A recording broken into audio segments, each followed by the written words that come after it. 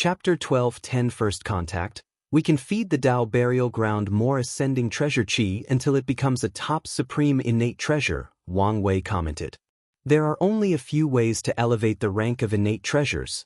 The most common is to have someone of a higher cultivation nourish it. In the case of a chaos treasure, someone of rank 11 would need to nourish it before it evolved into a supreme innate treasure. Empyreans and Tao rulers need to use the pure grand Tao source nourishment, but the most effective baptism is from an earth primarch. However, if we want it to evolve to the next level, we need a unique rank 12 chi. Wang Qi smiled wryly. Sect Master, where in heaven will we find something like this? Instead of doing something so pointless, we might as well search for a supreme chaos treasure. Although the Tao burial ground's primary attribute is hiding, making it perfect for a subspace system, it may not be worth all the trouble. Wang Wei shook his head. You're limiting your thinking. We don't have to do everything as long as we have the right allies. The right allies? You mean the celestial race, Wang Qi stated, having figured out his sect master's intention. Indeed, if a faction with such a unique chi exists, it would be them. The issue is convincing them to part with such a heavy gift. Whether they give it or not can also be a test of how much they are willing to invest in our cause, Wang Wei added.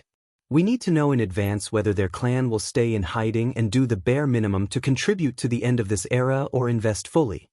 What choice do you think they'll make? Wang Qi asked. I cannot say for sure, Wang Wei replied as he looked in the distance. Ending this era means returning to the golden age where the 13 overlords reigned supreme. Some people are happy about this, while others want a new world order. From what I know, the Celestial Clan used to be an upper-lower member of the Myriad Clan Union, one of the 13 overlords. Maybe they want to use this opportunity to climb the political ladder in their faction, or they simply want to return to the old times without much desire. We'll have to see. Wang Qi sighed, feeling how inadequate he was at looking at the overall situation compared to his sect master. Alright, let's not talk about this anymore. I'll contact the celestial race only after settling our base and start expanding the Fate Shadow Guard, Wang Wei stated. Now, tell me of the current situation. This is the information you want, Wang Qi said as he handed him a jade talisman. As you ordered, I focus on establishing the base, gathering more members for the guards, and maintaining our relationship with the rebellion. Wang Wei shifted through the information. So, the new rising member was indeed Xiao Tiandi. It seems he's gotten his life together. Did my words get to him, or did something else happen? And Purple Chaos Emperor? Did he choose Chaos Tao? With his talent, it's fitting. He's an interesting character, Wang Qi commented. Many people still talk about his so-called redemption even today. A disappointing genius that finally shows its brilliance is worthy of gossiping about, especially since his master has such fame, Wang Wei nodded. He frowned a few seconds later. What about the news about the Fiend God Blood or Tao Monarch Qianwu?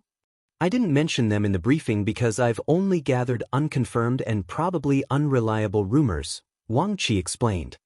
What rumors? The rumor is that two of the parasites had an altercation more than 10,000 yuan epoch ago over a body refining inheritance. I tried to confirm the rumor, but some said it was between Five Feather and Undead Phoenix, while others said it was between Time Eater and Blood Dragon. Wang Wei grunted. What about the Tier 11 Fiend God Blood? This rumor has more substance, Wang Qi replied. There is a chance that the treasury of the Divine Chu dynasty has some in reserve. Them? It seems I may have to visit Shirulin.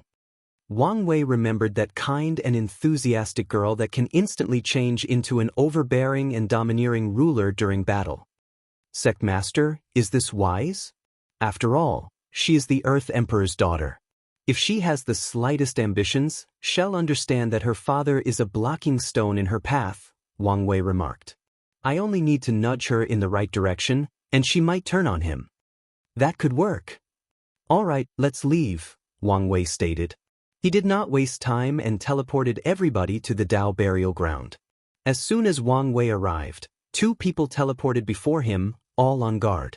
I'm pleased with your response time, Wang Wei praised. Master.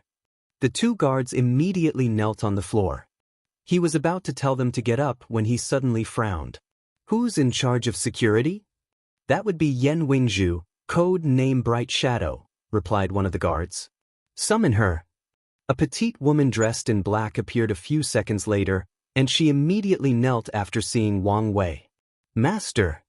You've disappointed me. Bright Shadow's body trembled after hearing these words. There are two things that all guards fear and hate the most: mission failures, which are sometimes unavoidable, and the master's disappointment. Master, what did I do wrong? She swiftly asked. Someone has infiltrated our base, and it's an Empyrean, Wang Wei stated calmly while looking in the distance. The base contained countless hidden dimensions that were mainly used for training. Bright Fate's face turned pale, and the situation worsened when Wang Wei's gaze shifted to all of them. You're also to blame for not discovering the intruder. The other already had sweat on their backs. We will accept punishment. The worst thing a guard can do is make excuses for its failure. I'll forgive you this time since you're still adapting to how things operate in the upper dimension. However, there should not be a second time, understand? We do. Good. Wang Wei nodded before pointing to the quiet masked clan members behind him. These are the recruits I brought. They have a special talent, so try incorporating it into our system.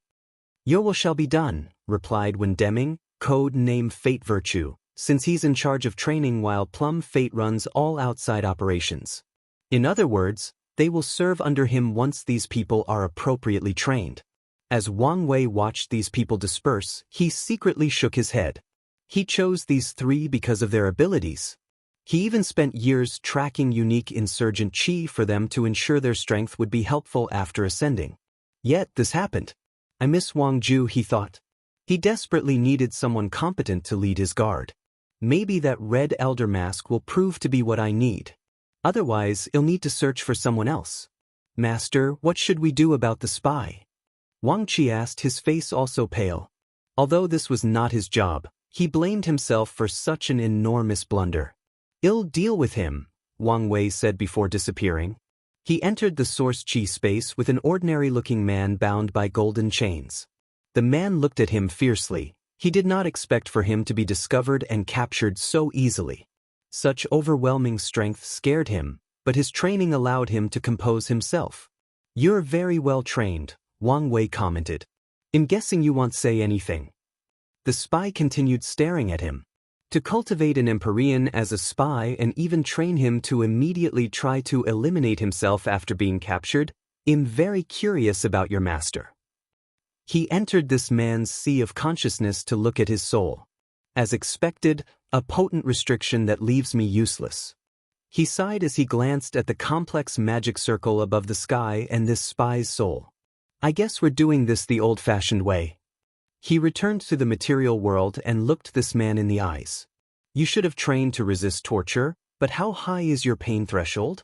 The spy stared at him and Wang Wei smiled. He activated his pain innate talent and had this man experience the pain of his tribulation. Not a second had passed before the man's shriek echoed in this infinite space full of pure energy. Wang Wei tuned out all the noise, focusing on preventing this man's spirit or psyche from collapsing while also not activating the restriction in his soul. Ready to talk? Wang Wei asked, but all he received was that intense stare. I forgot you're a tough guy. Well, this first session was only 10 seconds. Let's try to triple the time for the second one. The spy's face turned deathly pale.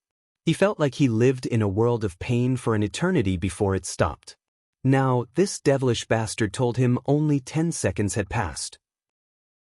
If you find any errors, ads pop up, ads redirect, broken links, non-standard content, etc., please let us know reports so we can fix it as soon as possible. Chapter 1211 Welcome Message. Fine, I'll speak. Please, make it stop, said the spy, his eyes devoid of hope. By now, he only wanted one thing, relief brought by sweet death. Sadly, he knew this devil would never grant him his wish unless he spoke. Luckily, speaking is another way to fulfill his desire. Good, Wang Wei nodded.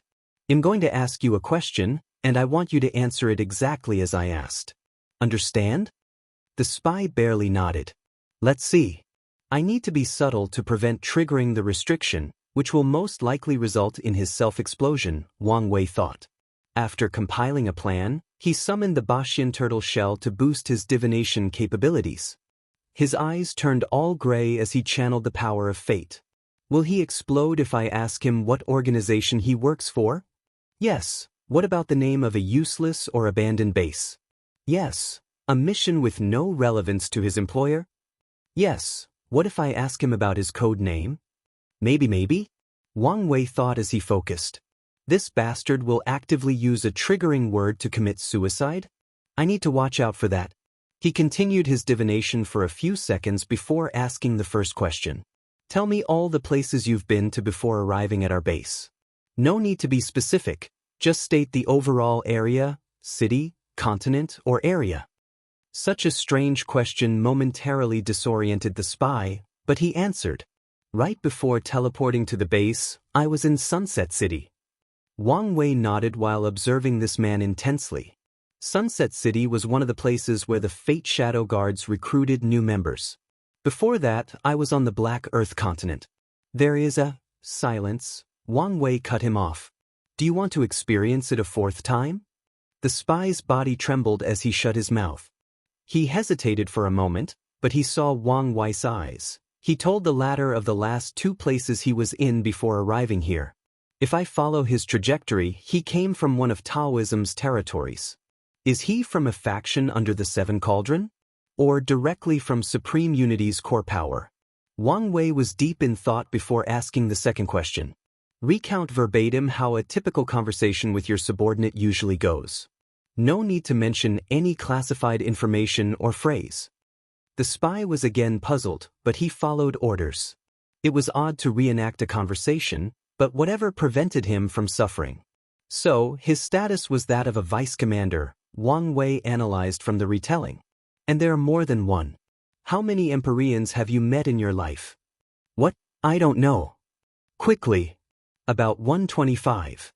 Of these 125, how many did you attempt and succeed to kill? I've killed 34, failed 6 times. How many did you have a friendly spar with? 1. And why did you lose? Wang Wei continued, and after hearing this answer, Wang Wei thought. I can confirm 20 other vice commanders, all Empyreans.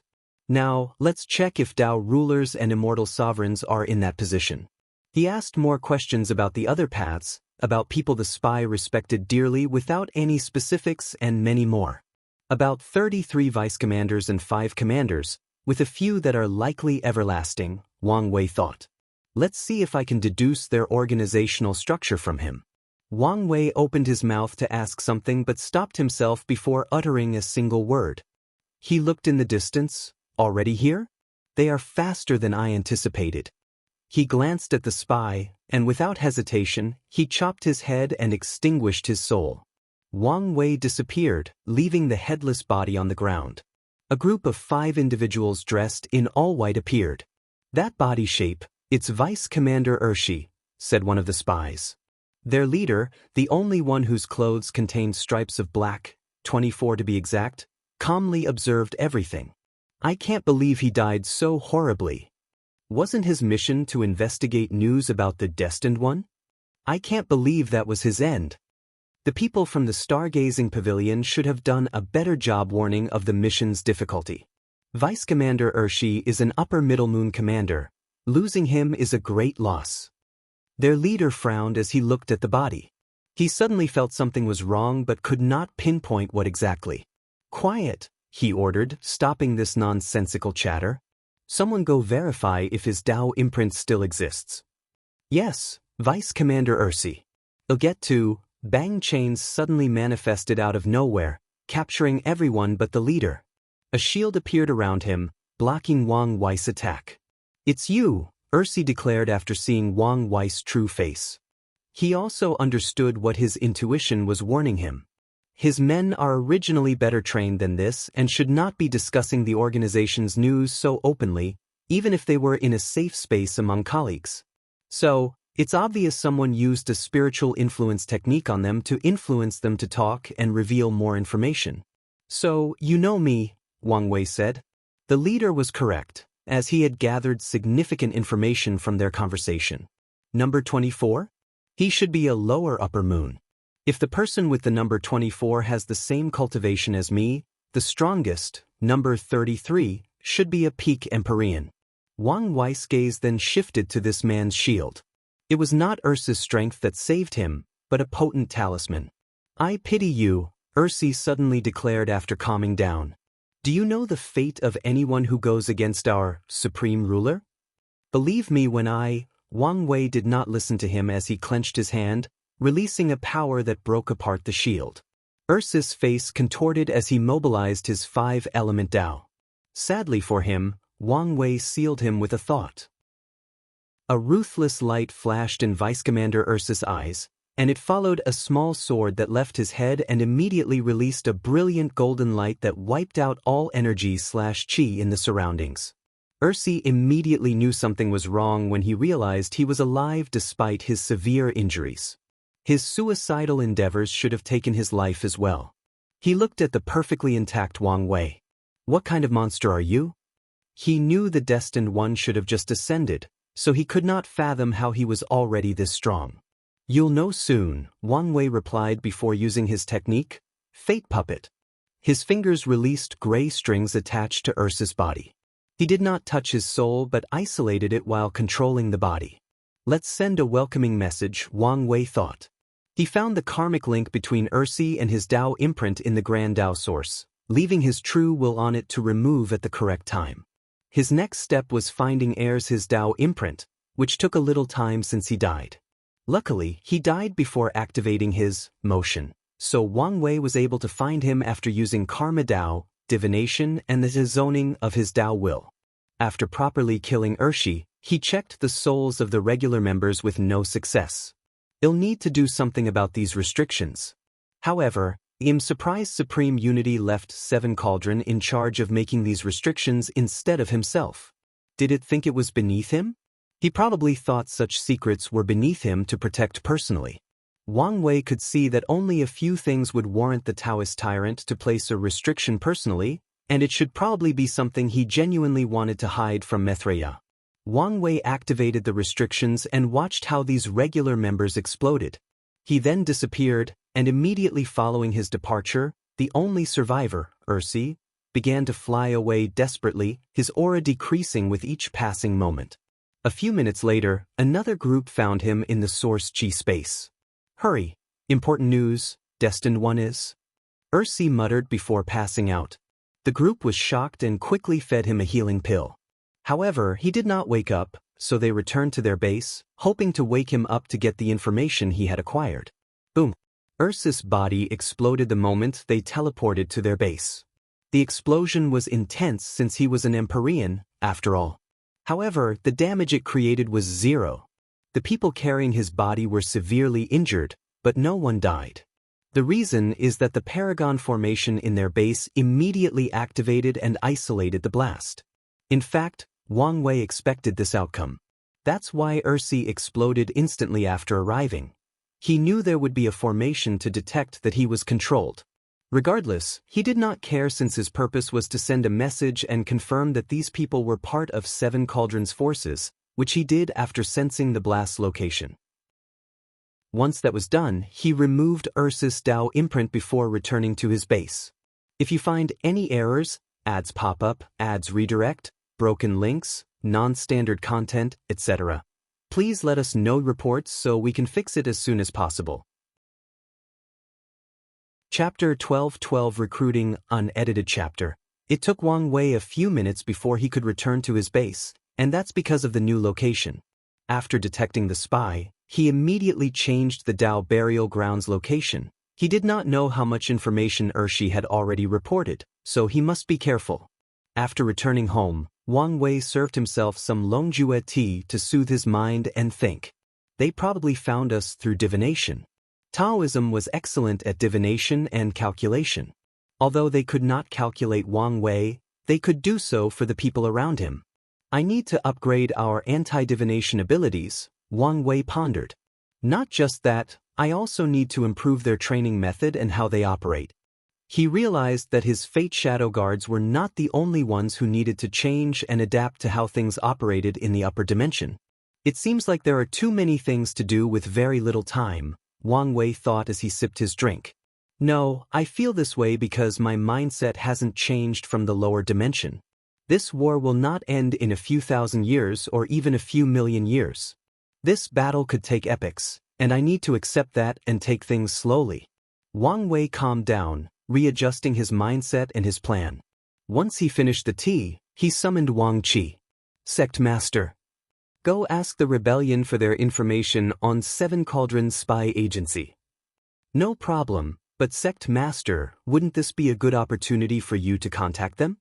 Wang Wei shook his head. Keeping an air of mystery will be more helpful to me in the early stages.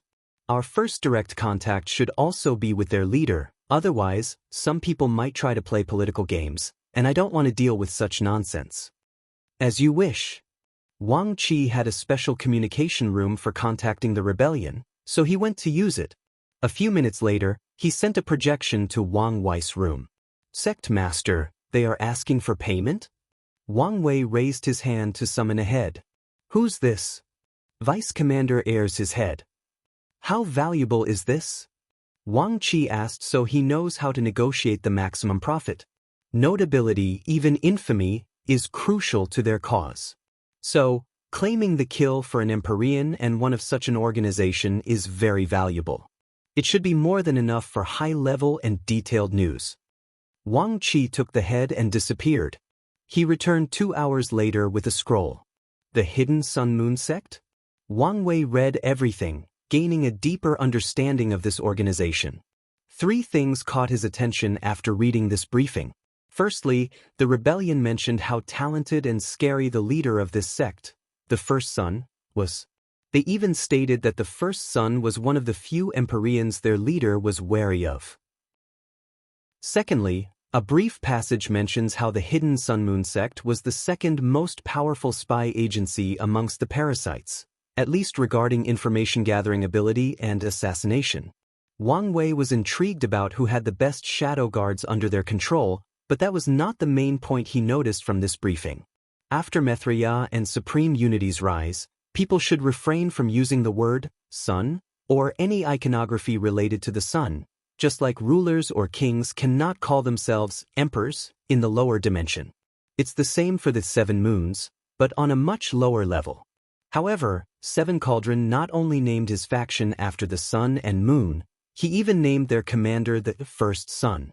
So, either I'm overthinking this small detail, or there is something more behind such choices. Wang Wei did not believe he was overthinking. The higher the cultivation, the bigger a cultivator's ego usually is, making them care about such insignificant things. The only way for Seven Cauldron to make such a blunder would be if he were indeed politically illiterate, but even if that were the case, someone would have reminded him. With their high self-esteem, the other moons would have definitely confronted him because his vice commanders are classified using the moon. They might even have pressured him to change it, yet the name remains. The more I think about it, the more significant this small detail seems, Wang Wei concluded. Let's see if this information will go somewhere. He looked at Wang Qi. You did an excellent job. The information revealed was way more than Wang Wei expected. Thank you for the praise, Sect Master, but I'm just doing my job. It's good that you take your duty seriously and are good at it, but don't neglect your cultivation, Wang Wei warned. You know how vast and complex this world is. Your fate will be terrible without strength. I understand this clearly, Wang Qi replied. Good. Wang Wei dismissed him before proceeding to his next task, recruitment. He activated his Soul Flower ability, accessing the Soul Network. Oh my heaven, so many souls, Wang Wei commented. If he considered the souls he saw as a single grain of sand, there were enough to fill the entire observable universe on Earth with still a significant amount of people left. Wang Wei sighed. Moments like this showed him how small and insignificant he is. He controlled himself to focus on his ability. There were a few areas with a vague outline, signifying places with a Tier 11 formation of one of the paths. However, he did not care since even the ones with Empyrean's formation meant that he needed to take time to break into them if he wished. So he focused on the all-black areas. Tier 12 protections, Wang Wei thought briefly before frowning. He noticed countless souls with marks on them. Too many people with restrictions in their souls, he complained. Let's filter these souls out, he muttered.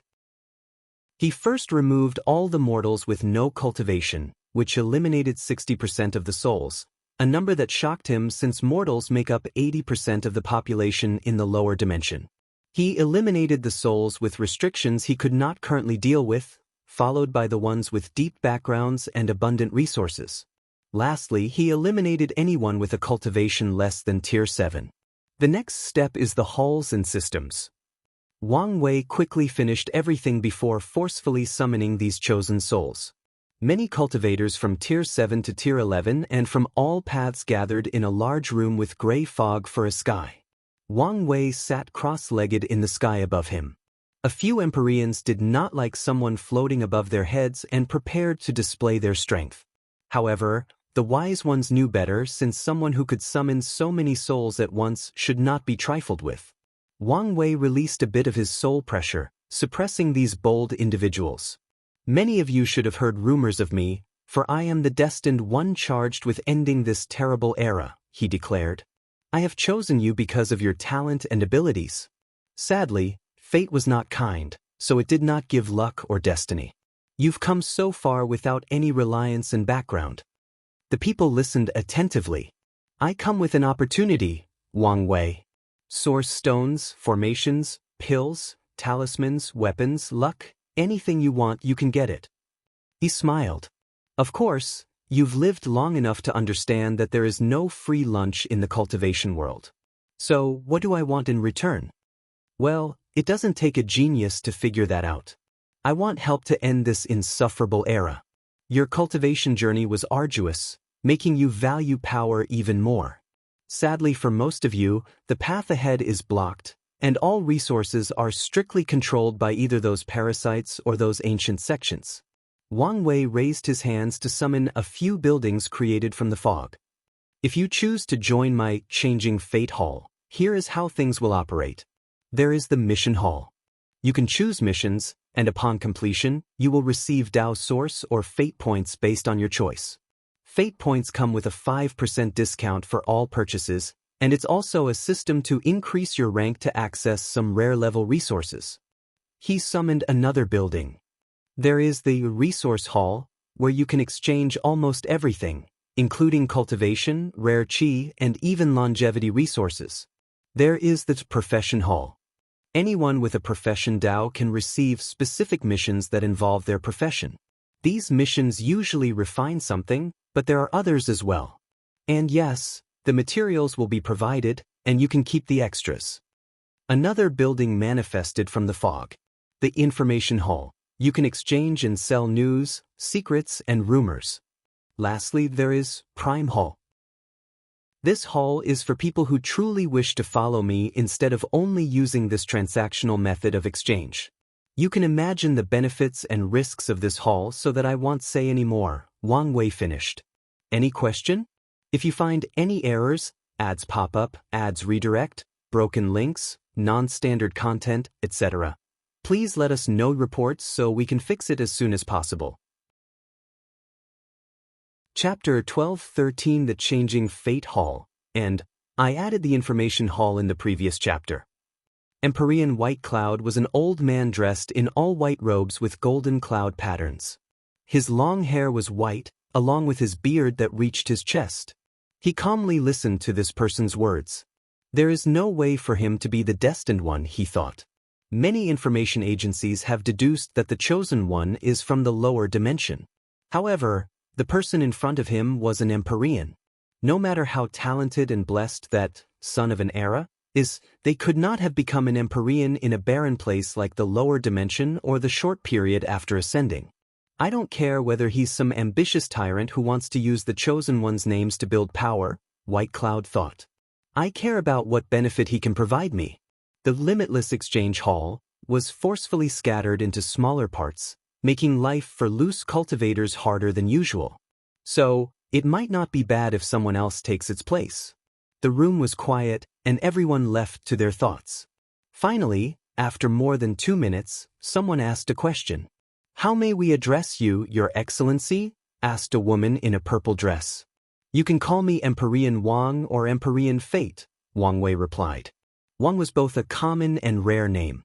Many people had that surname, but 2 families who reached the peak of this world also had that name. So, they could not tell whether he was part of those families or just someone with that name. However, using the title, Fate, implied that it was his Dao, which was significant information since it was an outlaw Dao. "You said this was an invitation?" "Correct." "Meaning we can reject this offer?" she continued. "Also correct." She looked at him as if discerning whether he was telling the truth. "You don't need to worry about rejecting me," Wang Wei reassured. "All that's going to happen is you lose your memory of today's event." The purple dress woman frowned. She and many others did not like the idea of someone messing with their memories. "Why should we allow such a thing?" someone suddenly yelled. "Because the alternative is death," Wang Wei replied calmly before releasing his paragon soul pressure, suppressing all the trillions of cultivators present in the room, forcing them to their knees. "That's definitely a paragon soul," Empyrean White Cloud thought. "This bastard is a paragon who either survived the cleaning or just broke through secretly and began building his power." He was sure of his analysis, however, he still hadn't figured out why this guy was masquerading as an Empyrean. "I am an advocate for free will and choices," Wang Wei calmly stated. "I believe someone who chooses to do something is better than one who is forced to do so.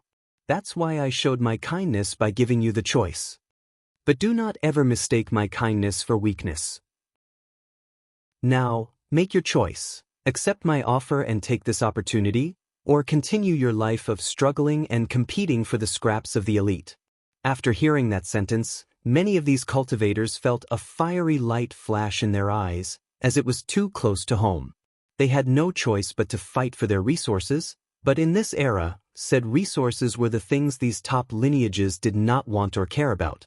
The Limitless Exchange Hall was the only faction amongst the 13 Overlord dedicated to loose cultivators. However, after its founder disappeared in the ultimate taboo, this era's rulers almost destroyed their headquarters. They forced all the branches to operate independently, thus drastically weakening them in the process. After contemplating, many people chose to leave for various reasons, mainly because they didn't want to face the 7 moons and 2 suns. Although the current situation showed things were not looking good for them, they still did not want to be the enemy of these cruel and heartless bastards. As for the so-called chosen one, well, these people did not care. Throughout history, there have been countless sons/daughters of Era who died horribly before achieving their destiny or had it stolen by others. Wang Wei did not say anything more to the people who chose to leave. He waved his hand to teleport them away with their memories missing. He kept his word and did not kill them, at least not now. He knew some cultivators would check on these rejects to ensure he kept his promise. The changing Fate Hall had just been established and needed a positive brand or image. So, Wang Wei plans to monitor them before slowly killing them over time. He did not want to do that, but this world is vast and full of possibilities. Although he used some power of his Paragon Soul to erase their memories, he could not guarantee that someone would not be able to retrieve them. Unfortunately, their death will drastically reduce that possibility. "I'm glad that so many of you stayed. I promise you that the future will prove how correct your choice is," Wang Wei stated before pointing at these people, leaving a mark on their souls. No one said a word since they expected this. After all, they were joining a secret society, so secrecy and control were everything. The people who could not accept that had already left. Wang Wei left, and the recruits took a moment to review the ability of the mark and the message it left them about how things operated in this hall. After a few minutes, everybody flew to different halls. While most people headed to the mission hall, Empyrean White Cloud chose the information hall. He found himself in a booth with one person before him and a sign above with a few rules. 1. If you sell information, we have ways of determining the truth and the value of the information. 2. If you sell rumors, you will be compensated after we verify the truth. Some news might also require time for verification. 3. Some leniency will be allocated for selling rumors. However, you will be deducted fate points if you sell rumors as accurate information. 4. Selling false information will result in your capture and investigation. It seems they encourage selling rumors with some validity behind them, White Cloud thought. He walked to the young man behind the booth, who had a naturally lazy aura. I'm guessing you're here to sell instead of buying? Yes. What is it? Can you tell me what's valuable? Empyrean White Cloud asked.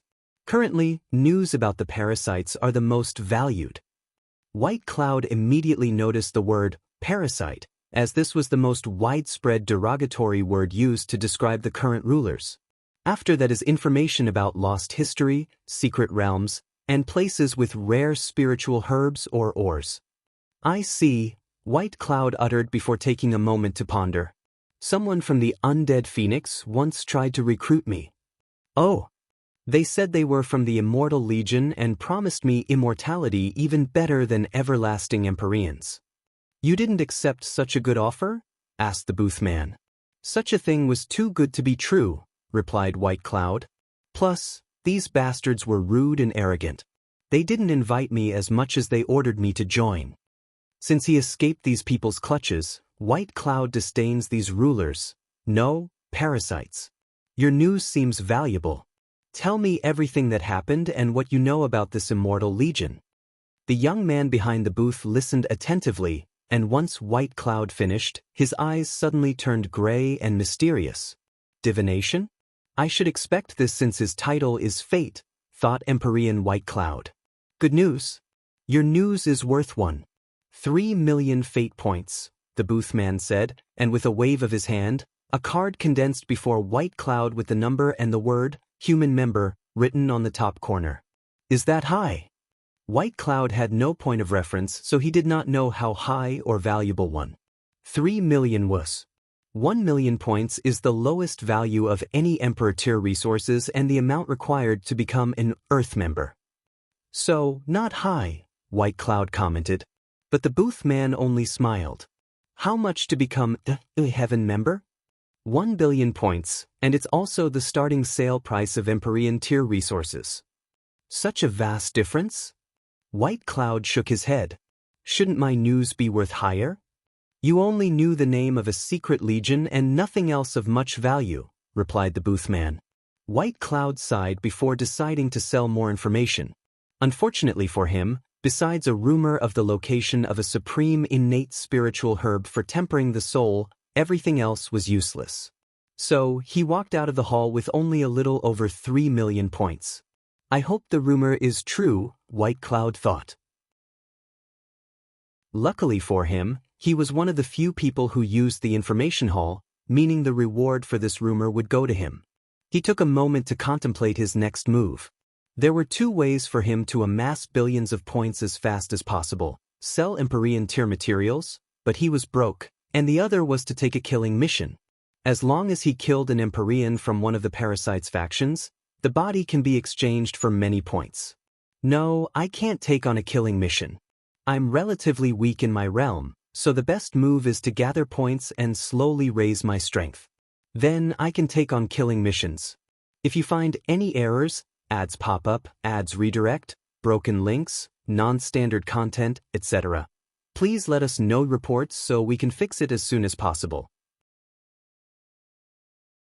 Chapter 12-14 Source Chi Space Navigation. Wang Wei floated alone in an isolated space, observing everything happening in the hall.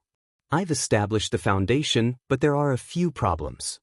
The first issue he had to deal with was the lack of people.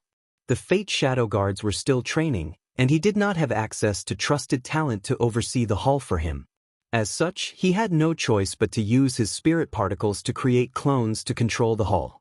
An easy solution should be creation life forms, Wang Wei thought. Now that I'm in the upper dimension, the tribulation should no longer be impossible. Creation life forms was the easiest way to deal with some of his manpower shortages. The second problem is the mission hall is not properly organized because I don't have enough information to create a variety of missions. As he gazed at the hall, he could tell most of these missions were purposefully vague. Luckily, this will change as he develops his spy network. The third problem is the lack of heaven will. Wang Wei did not worry about the training resources for immortals since the sect provided him with ample. He also recreated many training methods or dimensions from the lower dimension, like the Dream World's Battle Tower, Willpower Tempering Method, Samsara Dao Heart Refining, Spirit/Soul Training, Time Acceleration Array, Immortal Chi Gathering Array, and many more. However, he is missing one crucial thing: Heaven Will. Most mortals joined for a chance at receiving one. Wang Wei priced it at 800 million fate points with other requirements to buy time. I can solve this issue by raiding a few sects with reserve, he thought before focusing on his most significant problem. I have recruited 16 Empyreans, 40 Dao rulers, and more than 300 immortal sovereigns. However, none of these people could be considered my faithful subordinate. The mission hall is the only way to control them, but that's optional. I need real subordinates. People who will follow my every word. Wang Wei pondered. The best approach to this problem is to slowly cultivate people with talents. This method is slow but steady since he can guarantee his men's loyalties. This method is fine and should be on my agenda, but I also need a quick method in case something happens and I need the manpower, Wang Wei analyzed. This war would be long, but anything could happen at any time, so he needed to prepare in case an opportunity presented itself. I need to conquer a few people, but where can I find a large number of subordinates? He asked himself, and he immediately had the answer: the Lawless Zone. His eyes immediately twinkled out of greed. That place was once a place for criminals to hide from the world's powers, but after the parasites took control, many people rushed inside for refuge. It's decided. My next main goal is the Lawless Zone, he decided. However, he still had a few more things to do. He looked at the space around him. My soul network ability is the perfect way to build a transportation system. He did not expect his ability to spread to almost every corner of the Eternal Ascension world, so he never considered using it as their system's foundation instead of the subspace. However, I still need to turn the Dao burial ground into a subspace, he concluded. He did not want too many people to know about his ability, thus lowering the possibility of discovering it. There is no absolute in this world, and he did not want to risk someone knowing about it and developing a way to notice it.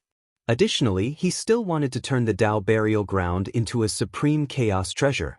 The subspace will be our primary method of communication and teleportation, and the soul network will be our backup plan in case something goes awry. As the saying goes, a crafty rabbit has more than one hiding spot. Wang Wei returned homeland and immediately summoned Fate Virtue and Plum Fate. Master, they knelt. Fate Virtue, you should have trained a few batches since you've arrived, correct? Yes, Master. Where are they? Most of them are operational while a few remain on standby. Summon the ones on standby. Fate Virtue whistled, and countless shadows materialized behind him. Wang Wei sent information directly into their minds before teleporting them to the changing Fate Hall. His gaze then shifted to Plum Fate. I have a mission for you, Wang Wei said before pausing. His eyes turned all gray as he manipulated the fabric of fate itself. He condensed an information talisman that he handed over. This is a list of sects with secret reserves of heaven wills. Some have no affiliation with the parasites, so you only need to steal theirs. You can eliminate everyone else. It will be done. Wang Wei dismissed everybody, leaving Wang Qi alone. Why are you here? Wang Wei asked. I don't think I even called you. Sect Master, I think I may have found a way to get you the fiend god blood. Oh, I'm listening. The sect madam. Wang Wei's lips twitched. Don't you think I know many of our problems can be solved if I ask her? There is a reason I haven't asked her. Sect Master, permit me to speak candidly. I notice you lose a lot of your boldness and overthinking regarding things with the madam, Wang Qi said. Exchanging gifts is an excellent way to communicate and get to know someone. I'm sure the madam and you would not want to start the relationship by being indebted to each other. You previously sent her a gift, so it's normal for her to reciprocate. Wang Wei grunted softly, not because of anger but because this bastard was right, and he did not like that. She did say she would give me a reciprocating gift. See? She understands, Wang Qi grinned. Fine. You can visit her. used this to navigate inconspicuously. He granted Wang Qi access to the soul network for teleportation.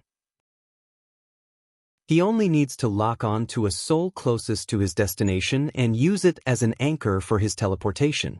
Wang Wei shook his head as he watched Wang Qi's disappearance.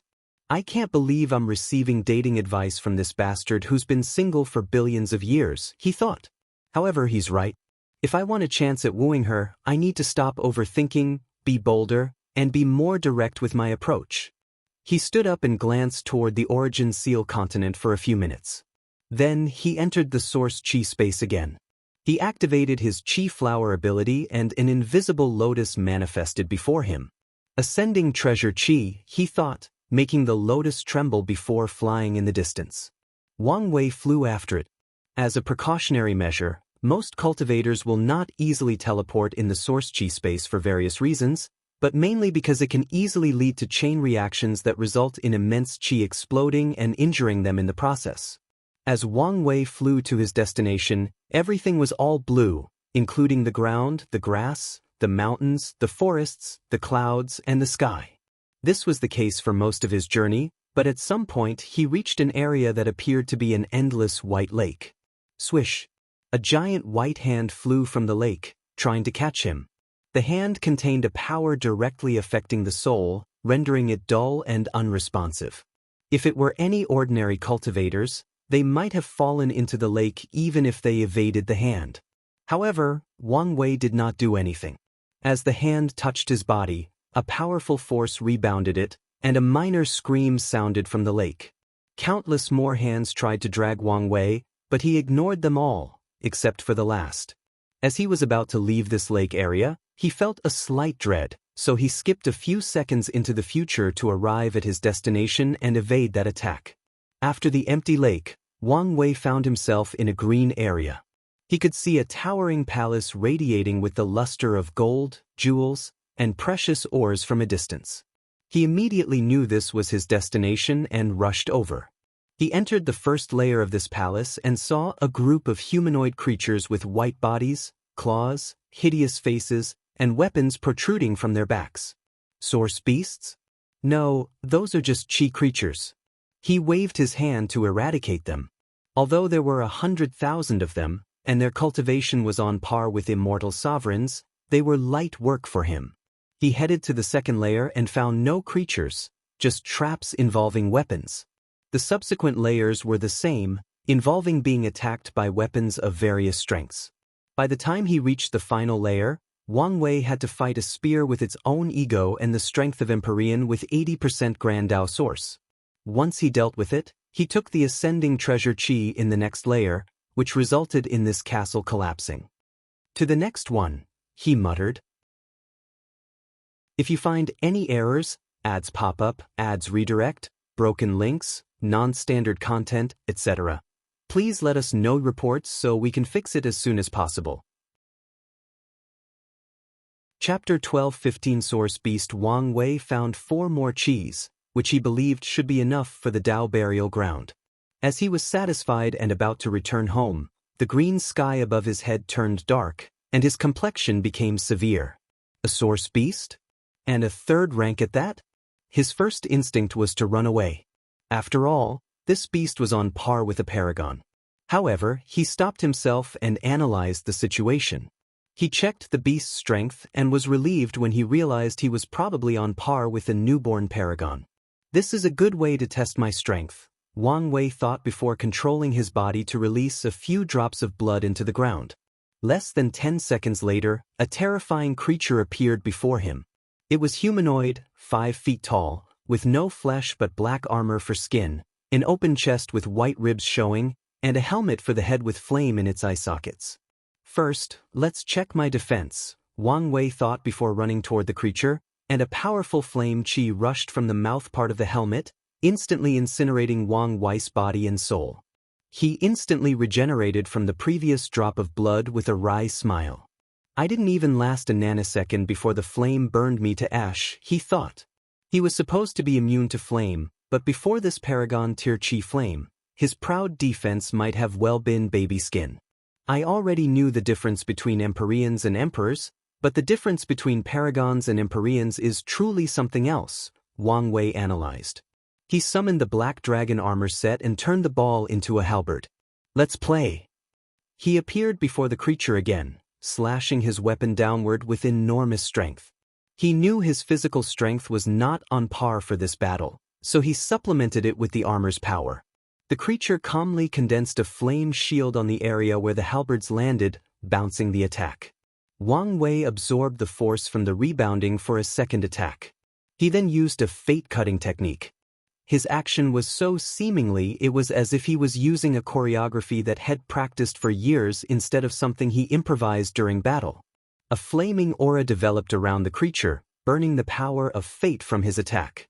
That's all it took to block my attack? Wang Wei thought as he rotated his halberd as if it was a fan.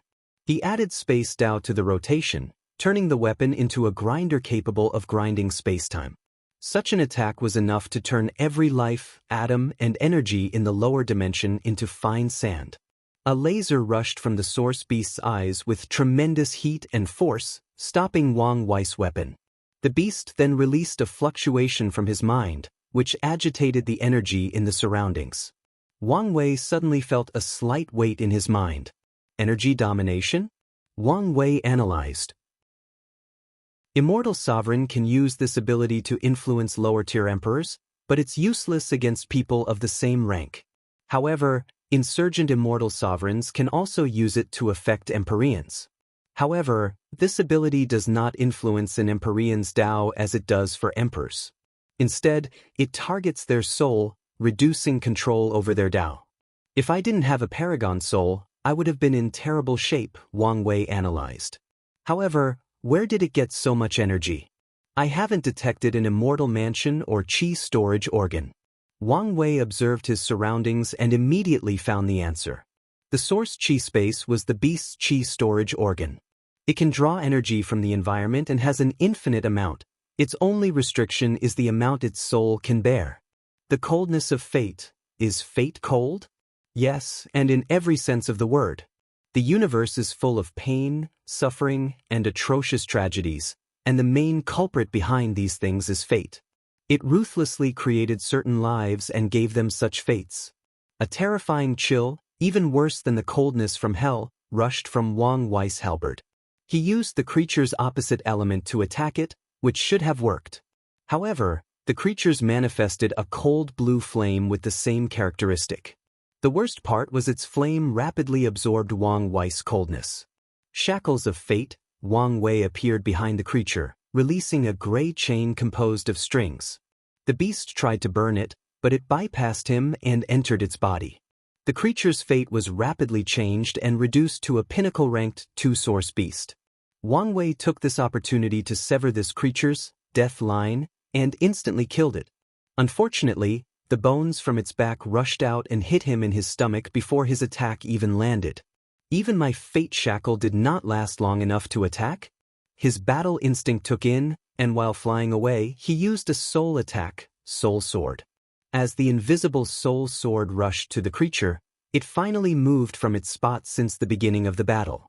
Wang Wei already rained on his body and ran toward his opponent. He focused on a double attack approach. He would distract his opponent with his physical attack while the killer moves would come from his soul. Of course, he would also mix in a few potent physical attacks. Unfortunately for him, the beast was now aware of his soul's potency and had already wrapped its soul with a soul flame protection technique. So, the two fought for a few days before the beast left after giving him one last glance. As he stood alone with his armor and weapon, Wang Wei muttered, "This was disappointing." In this battle, he found so many flaws in his current strength. All my techniques have not evolved since my time as an emperor. It's no problem dealing with my peers since they were so good in the first place, but they are completely inadequate for fighting above my realm, Wang Wei thought. I have no experience soul fighting with people on the same level as me, let alone more powerful individuals. Lastly, I thought I had adapted to fighting methods rank 11 and above, but I was wrong. The Source Beast did not have a Grand Mistwheel world as part of its fighting arsenal, but if Wang Wei were fighting a genuine paragon, he would have to worry about that. He squinted. All the previous issues are primarily because I'm too young, and despite my decent cultivation realm, I haven't been an Empyrean for long. He knew he could remedy most of his flaws after a long cultivation retreat. However, I still haven't figured out how to make up for the Grand Mist Wheel. His current application and utilization of the Grand Mist Wheel might be sufficient for his realm but far from enough to fight paragons. This battle was a wake-up call, Wang Wei sighed. He realized how much he had underestimated these parasites and the Paragon realm. Although he despised these people, his feelings did not change the fact they were paragons and had access to the world's resources for countless yuan epochs. Even a pig will become genius or wise after leaving for long enough, let alone these people who were not stupid, as proven by the fact they became paragons and ruled over the world for so long. Wang Wei exhaled before returning to the Eternal Ascension world. As he calmed down to drink his tea, he muttered, "I need to meet Shishangyan, then Zhenbiu before I go to the Lawless zone. Once those things are done, I should have a decent foundation. I can then stop and calm down to focus on increasing my strength." Wang Wei looked in the distance. "I wonder how Wang Qi is doing?" Origin Seal City. The Origin Seal continent existed in its own dimension. However, there was a physical location in the Eternal Ascension world for people who wished to enter.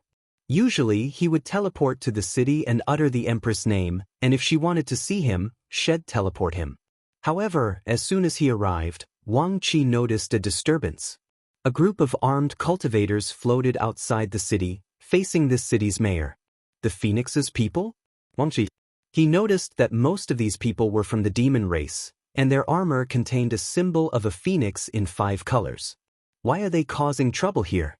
He observed around, and after seeing many people snooping, he followed suit. "Why are you being unreasonable?" asked the army leader, a woman with purple eyes but no pupil. She was also the only one without a helmet. "I'm just following the Empress rules," replied the mayor, a petite woman with pink hair and wearing a white hanfu. "Are you aware that you are committing treason?" asked the commander, but the mayor's response was a gentle smile. "What if I insist on entering?" "According to the Empress' words, do so at your own risk." "Are you threatening me?" "I am, so what can you do about it?" The smile did not leave her mouth. If you find any errors, ads pop up, ads redirect, broken links, non-standard content, etc., please let us know reports so we can fix it as soon as possible. Chapter 12:16 Gifts. The army leader took a deep breath to calm down, which was challenging for her since most people would bow down to her when she showed up anywhere. However, dealing with these ancient lineages was usually infuriating, and the Origin Seal continent was the worst since their leader was alive and a potent threat despite her current state. "We are only searching for a criminal. Once we find out that you're not hiding it, we will leave," she persuaded. "So, just be reasonable." "I am being reasonable," the mayor replied. "After all, I'm not stopping you from searching. I merely warned you of your fate if you do so." A ruthless light flashed in the commander's eyes. "All members of the 7 Moon Council wish to capture this criminal, yet you insist on not cooperating. Are you sure you're ready for the consequences?" "All of you can enter, I'm not stopping you," the mayor rebutted with her usual smile. "The question is how many of you will return." The commander clenched her fists so hard that sparks flew due to the friction of the metal from her armor. The council ignored the Origin Seal continent because of this fear. Even if all of them besieged her, many of them would die in the process. One of the Sun rulers also placed her on the protection list, meaning that Twin Flower would never fight against her. The Hidden Moon was too cowardly to make an enemy out of her. Lastly, the others would not want to risk their lives to eliminate her, so they just ignored her as long as she didn't go too far. Unfortunately, over the years, the Origin Seal continent has become a symbol that their power was not absolute. "You'll regret this," the commander declared with raging eyes. She ordered her man to retreat, and a formation manifested above their heads to teleport them away. The mayor sneered before returning to her mansion. "As expected of the sect, madam," Wang Qi muttered. "I can't wait for the sect master to have this level of power. I bet he'll be even more domineering." "Is that so?" Wang Qi was shocked, and before he could react, His surroundings had changed. When he saw the beautiful woman opposite him, he instinctively said, "Sect madam, I mean Empress." He quickly bowed to show his respect. "You can be at ease," Wu Hong stated calmly. "Why are you here?" "I came to send the sect master's regards," Wang Qi said. He suddenly realized he was in too much of a hurry and should have asked the sect master for a handwritten note. However, it was too late, so he decided to improvise. "He wanted you to know he was here and was doing fine."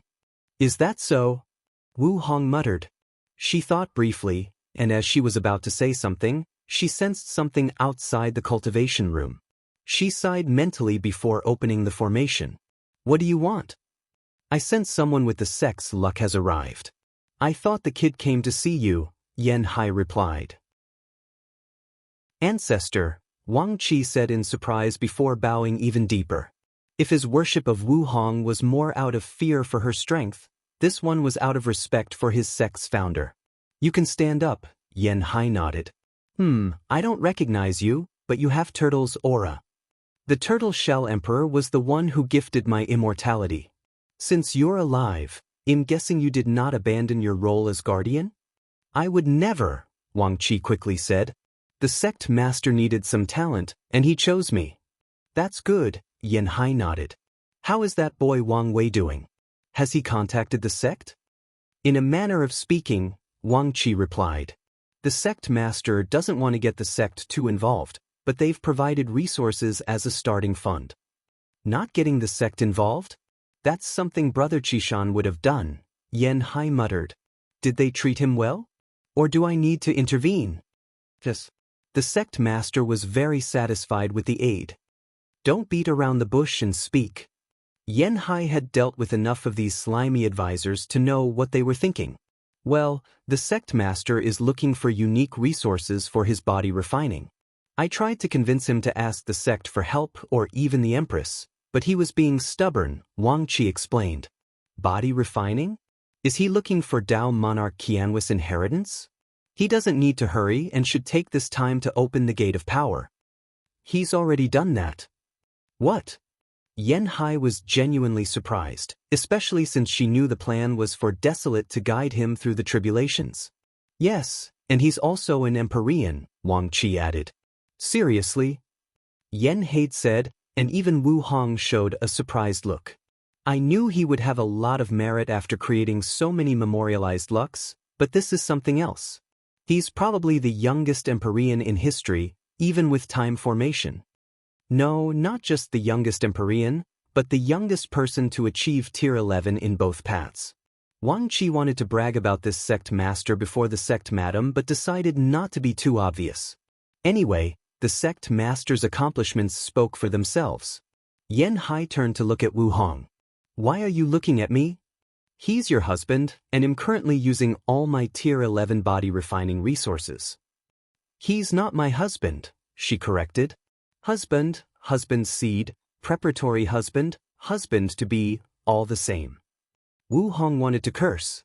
She did not know how long she had wished that her rigid time nexus was not a husband but a pair of sworn brothers like this lucky woman, especially after learning about the man's identity and how complicated seniority would become.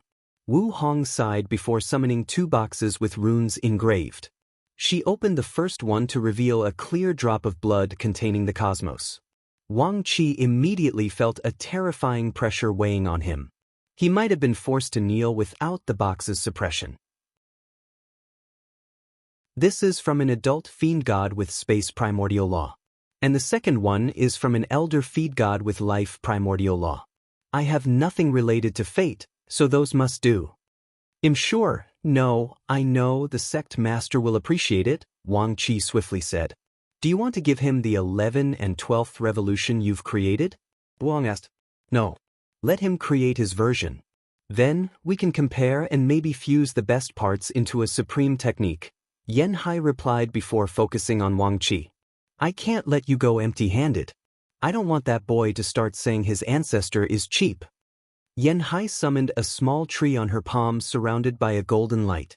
This is a peach tree of wisdom. Its function is the same as the Bodhi tree, and its rank is Tier 12. Tell him I'm not giving it to him but lending it since the tree is not mine but the sect's public property. She took this thing to ultimate taboo to help her understand if they found a transcendent method. As such, she never had a chance to return it. I will tell him, Wang Qi nodded as he carefully put the tree away. Anything else? Yanhai asked. If he needs any help you can ask now. I think that's it for now, Wang Qi replied. The sect master has a plan and is executing them. So, I think everything will be fine. That's good to hear, Yanhai nodded. If he can kill these bastards, our people can return, and we can work together to find a way to kill or exile Supreme Unity. Things can return to normal again. What if he fails? Wang asked. Then we'll use Plan B, which is... You and I go on a rampage and kill these bastards, Yanhai said. We might die, but it will be worth it since the others can find a way to revive us from limbo. You make it sound so simple. Isn't it? Most of us had our existence damaged, so even reviving our strength will be weakened, Wu Hong explained. We can use abundant resources to fix the problem, but it will still take time. How many people will revive knowing they will be weakened and someone as powerful as Supreme Unity above their heads? Not to mention Mithria. You might believe her, but many others won't. In their eyes, she might be as bad as him. The problem was never these 8 parasites, but the other 2. You may be correct, but you also can't disagree that removing these 8 will make the situation much less complicated, especially that slimy time eater, Yanhai replied. I don't know what he's planning, but my intuition tells me I won't like it. Wang Qi stood silently to the side, wondering whether he should be listening to these things. However, he realized this was significant news he could bring to the Patriarch. If you find any errors, ads pop up, ads redirect, broken links, non-standard content, etc., please let us know reports so we can fix it as soon as possible. Chapter 12-17 Divided Love? Why are you still here? Yanhai asked, making Wang Qi smile wryly. Ancestor, I can't leave by myself, he replied. Plus, I would like to ask the Empress and the ancestors if you have any words you would like me to pass to the Patriarch. Just tell him to be careful. This world is way more dangerous than the lower dimension, Yanhai answered with a frown. It was like she thought of something unpleasant. Maybe I should give him some of my sword slaves for protection. No, his life can't be too comfortable. Otherwise, hell turn into a waste. Yanhai made her decision, so she looked at her old friend. Tell him we'll meet at Su Junyo's banquet, Wu Hong replied briefly. Wang Qi's body suddenly visibly paused. Is there a problem? No, no problem, Wang Qi swiftly said. He'll make sure he gets the news. Wu Hong scrutinized him for a few seconds but did not say anything. She waved his hand, and he disappeared from the room. You were actually thinking about lending him your sword slaves? Wang asked. Since when were you so soft?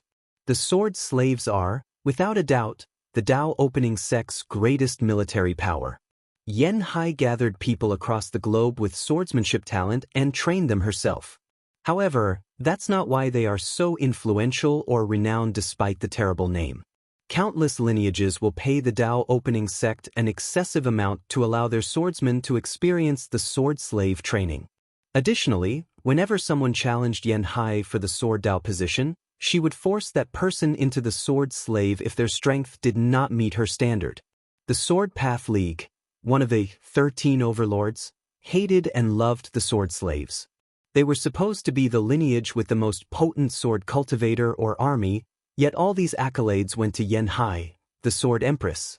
The sword slaves only listened to Yanhai, and throughout the Dao opening sect's history, she has never used them to protect one of their talents. She rarely deployed them unless something significant occurred. It's because of something Qishan said at the end of the ultimate taboo, Yanhai explained. Oh. In some way, he predicted this kid's arrival, she continued. Wu Hong squinted her eyes. What did he say? He said he reached the end of his destiny. He brought the world to the age of half-step transcendent but went about it incorrectly, thus cutting his path forward. Destiny was no longer on his side. Yanhai sighed. He predicted someone else would come along to properly finish what he started. He even predicted that this person would appear in the Eternal Ascension world, and that there was a tiny chance they would appear in our clan. You think it's him? All signs showed that he's the one, Yen Hai nodded. Why does it feel like he accepted his fate too easily? Wu Hong asked after a brief pause. That's what I said to him, Yen Hai said. His response? Following the trend of the universe will make his life easier, so why not do it? A fierce light flashed in her eyes. Luckily, the person who inherited his legacy is from our clan. Otherwise, we would have had a problem. Wu Hong nodded. All right, let's not talk about this anymore. How is your injury? Better now that I've returned to the Empyrean realm and my body is more powerful, Yen Hai replied. I think I'll enter a deep seclusion after the celebration. What about you? I can feel I'm very close to returning to the Paragon realm, Wu Hong explained.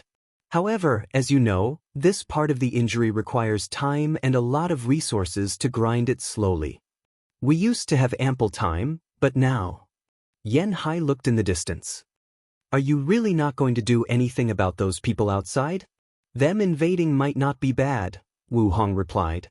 She knew two things would happen if these foreigners broke through this world's defense. Firstly, Betrayal and Supreme Unity are forced to intervene and eliminate the threats. Second, they let things play out, and these people start rampaging into the world. If it was the second choice, she knew their primary target would be these parasites, since they possessed most of the world's resources. How sad, Yen Hai sighed.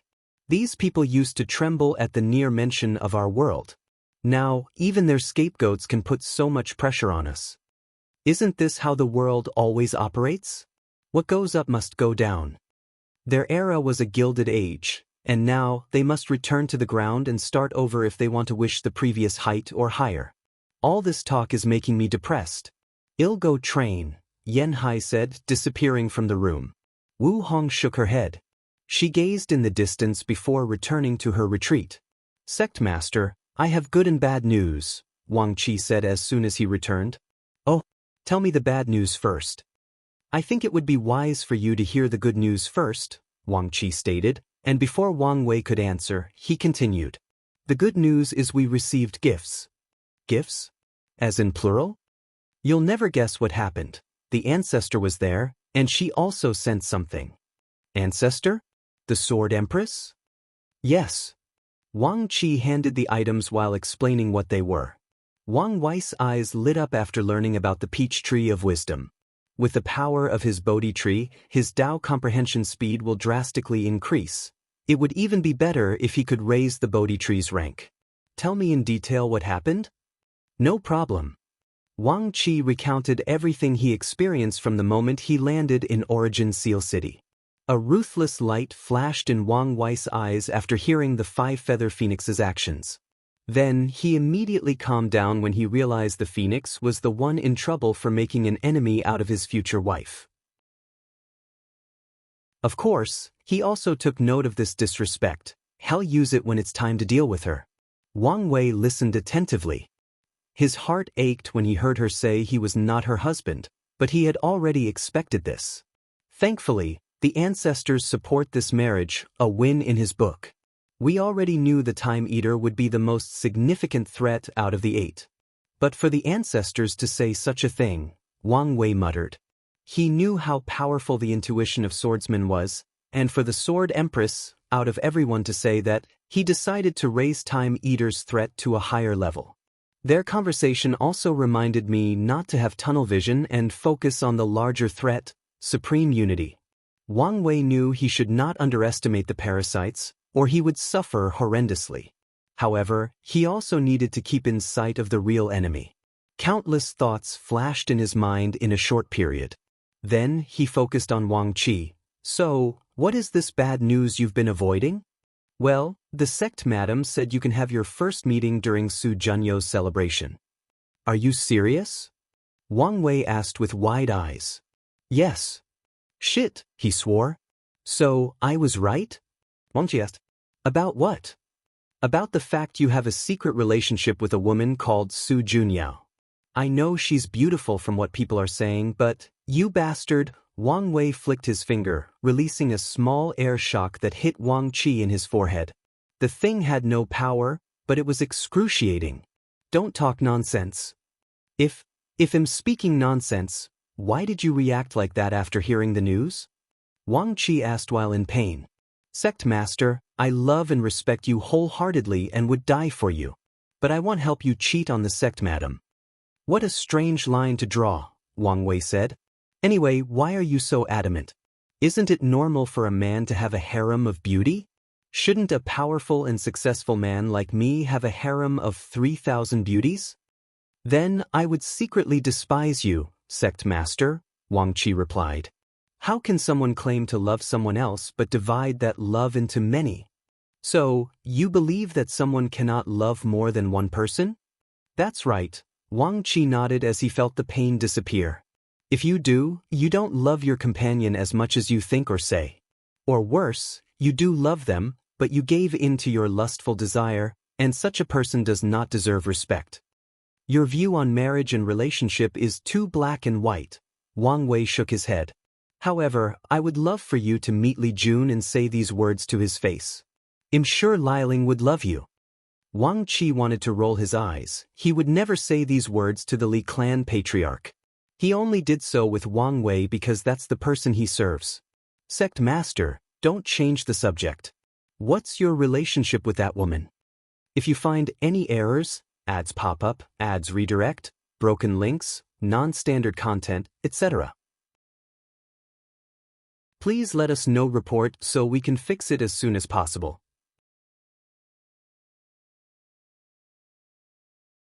Chapter 12:18 The Path to 11th Evolution. You only need to know there is a karmic bond between us, and I need to meet her to remove it, Wang Wei explained.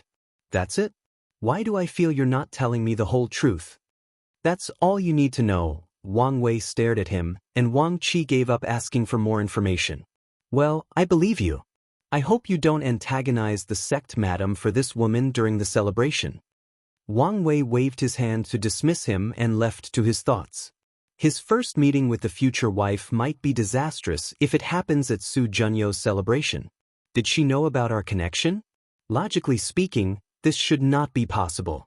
However, Wang Wei once theorized that his Wu Hong left memories for this one, meaning she might not know him more than she let on. If she does know, why do this? To test me? She should know how I feel about Su Junyao. Is it to see if I've changed since she disappeared? See if I can resist the temptation of the most beautiful woman in the world? Wang Wei felt stressed and wanted to pull his hair. Wait, why am I stressing about this? I didn't do anything wrong, and I had no plans with her. So what if all three of us meet? It won't change what I want, so I should not be this overworked over anything. He exhaled to calm down. Now that Head figured this out, he was more excited than worried since he got to see her after so long. Wang Wei smiled before heading to his cultivation room for a brief retreat. He activated the formations before summoning the space fiend god blood and studying it. He lost himself in the essence of this blood to find its mystery. After an unknown amount of time, he opened his eyes. It seems Ancient Desolate took inspiration from the fiend gods for the higher levels of the Ancient Desolate body refining scripture, Wang Wei muttered. In this retreat, he figured out how to evolve his bloodline to the 11th evolution. Indestructible Empyrean's cultivation focused on three aspects: strength increase, Tao immunity, and will-body fusion. The strength aspect is the primary cultivation focus, measured by the number of heavens in the adult fiend god realm. Tao immunity is what Wang Wei and a few talented body refiners achieved as they opened the gate of power. Limit indestructibility. All indestructible Empyreans must achieve a pseudo-limit indestructibility by the time they reach the 10th heaven to open the gate of flesh. Body refiners usually recreate the tribulations of the previous true power Tao realm on a much larger scale to increase their immunity to whatever Taos their gate used to contain. Increasing their strength can passively increase their immunity, but long ago, when the body refining path was in its infancy, the people felt it was insufficient. So, they began actively training these defensive capabilities, primarily by absorbing rare resources and eventually created techniques to accelerate the process. Sadly, heaven and earth restricted this path as a way to divide people into a strict hierarchy based on their foundation and achievements. For example, body refiners are limited by the number of tribulations they survive. The minimum requirement to open the gate was 1267, meaning such a body refiner can only increase the immunity to these 1267 daos, and not anymore. People who survived the 3,800 Dao tribulations have a second chance at achieving true limit indestructibility, but most failed the second attempt and can only condense a pseudo one. The third cultivation aspect of indestructible Empyreans is the most important, the will-body fusion. As the name implies, body refiners must increase their willpower before fusing it with their bodies. Once that process is completed, they'll meet the requirements to open the gate of flesh and acquire the ability that granted inextinguishable paragons their titles, will immortality. As long as an inextinguishable paragon's willpower remained solid and unbroken, they could not be killed. In other words, once Wang Wei enters the Elder Fiend God realm, to kill him, someone must capture him and find a way to break his spirit and willpower so that he gives up on life, and that's the only way to prevent him from reviving. Wang Wei closed his eyes to access his bloodline seed. After analyzing the bloodline, he figured out a few things. Firstly, adult fiend god's primary attribute is not whatever Dao their primordial law is, but primordial chaos. All body refiners, no matter what technique or cultivation systems they used, will experience one event in their life before entering the first realm of the true power Dao realm, sanctification of the flesh. They must choose a concept or characteristic that will fuse with their blood, allowing them to revive from a drop of blood. Wang Wei became enlightened in the power of nothingness, but fiend gods chose primordial chaos, which granted them countless benefits that made any body refiners envious. Due to their deep affinity and love for primordial chaos, they can temper their willpower by exposing their minds to the vastness of primordial chaos. At an even higher level, they can even confront the will of primordial chaos to temper themselves, and the will not lash out and eliminate them. On the contrary, it will help and guide them. Fiend gods can passively absorb the power of primordial chaos to increase their strength. That's why they only need to grow, and their strength will naturally increase. The only thing they have to work for is fusing their willpower with their bodies. But even then, the will of primordial chaos will provide them some assistance if needed.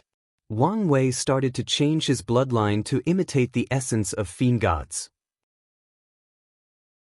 These lucky bastards have primordial chaos, but he has the concept of nothingness. In the process, his spirit found himself in a space he could not describe, as it embodied the idea of nothing. He felt himself being slowly assimilated into this space in a process called returning to nothingness. Wang Wei resisted, and as expected, this effort proved to be an excellent way to temper his willpower. After all, nothingness was a taboo Dao for a reason. If I can use this place as a willpower training method, it should affect my current self. Wang Wei's willpower was beyond his realm, but that did not stop him from exercising it. The tribulations in the true power Dao realm are based on a person's willpower, allowing him to make drastic improvements over the years. However, Wang Wei had now reached the point where he needed a way to actively temper his willpower, as this would save him a lot of time and effort after opening the gate of flesh. Wang Wei took out his ancestors' scripture and started to learn from his method of using a physical manifestation of heaven and earth to temper the body and willpower. Now, he only needed to change heaven and earth to the concept of nothingness. Once he created the prototype of this technique, he fused it with his bloodline source. 3 birds with 1 stone, Wang Wei smiled. The physical manifestation of nothingness granted him another ability of fiend god, absorbing its power to increase his strength. More importantly, this technique was excellent for his path of using nothingness to achieve taboo realm. Wang Wei's next step was to siphon a significant amount of nothingness energy from his bloodline and condensing another wheel in his sea of consciousness. The process did not take long, and this nothingness wheel was as small as a chicken egg, but Wang Wei smiled brightly. The nothingness wheel will be the key to his achievement of the taboo realm. The idea is his body may have a limit to the amount of power it can contain before it is assimilated, but the wheel, a foreign object linked to his soul, does not. Once the wheel reaches a certain level, Wang Wei can use it to break the limits on him. Now is not the time, Wang Wei commented as he saw the small wheel. He prepared for an extended retreat that may last Yuan epochs sometime after Su Junyo's celebration. During that time, he can try his plan to accelerate the growth of the nothingness wheel. He shifted his focus to his bloodline. Not everyone from the clan will be able to face nothingness, so their bloodline must contain the ability to manifest whatever characteristics they've chosen. Wang Wei frowned. He hadn't developed this ability to modify and make it so universal. Then, there is their advantage of the primordial chaos will. Do I need to recreate that? I could leave my willpower in the bloodline to serve the same purpose, but I don't want these guys to rely too much on their bloodline. Yes, it's better if they don't have to rely on any help. These people's bloodline was already potent enough. They did not need any more advantage. The human race became one of the most powerful races in the Chaos universe because of their spirit of hard work. They were born weak, so they work 100 times harder to reach the top. Meanwhile, top innate races like fiend gods require heaven's help to balance races like humans to prevent them from outshining them. Wang Wei moved on after making a decision. Lastly, I need my bloodline ability to become passive. Once that happens, he must survive an immemorial tribulation, and his bloodline will complete the last step to achieve the 11th revolution. Wang Wei exhaled, stood up, and left the cultivation room. If you find any errors, ads pop up, ads redirect, broken links, non-standard content, etc., please let us know reports so we can fix it as soon as possible.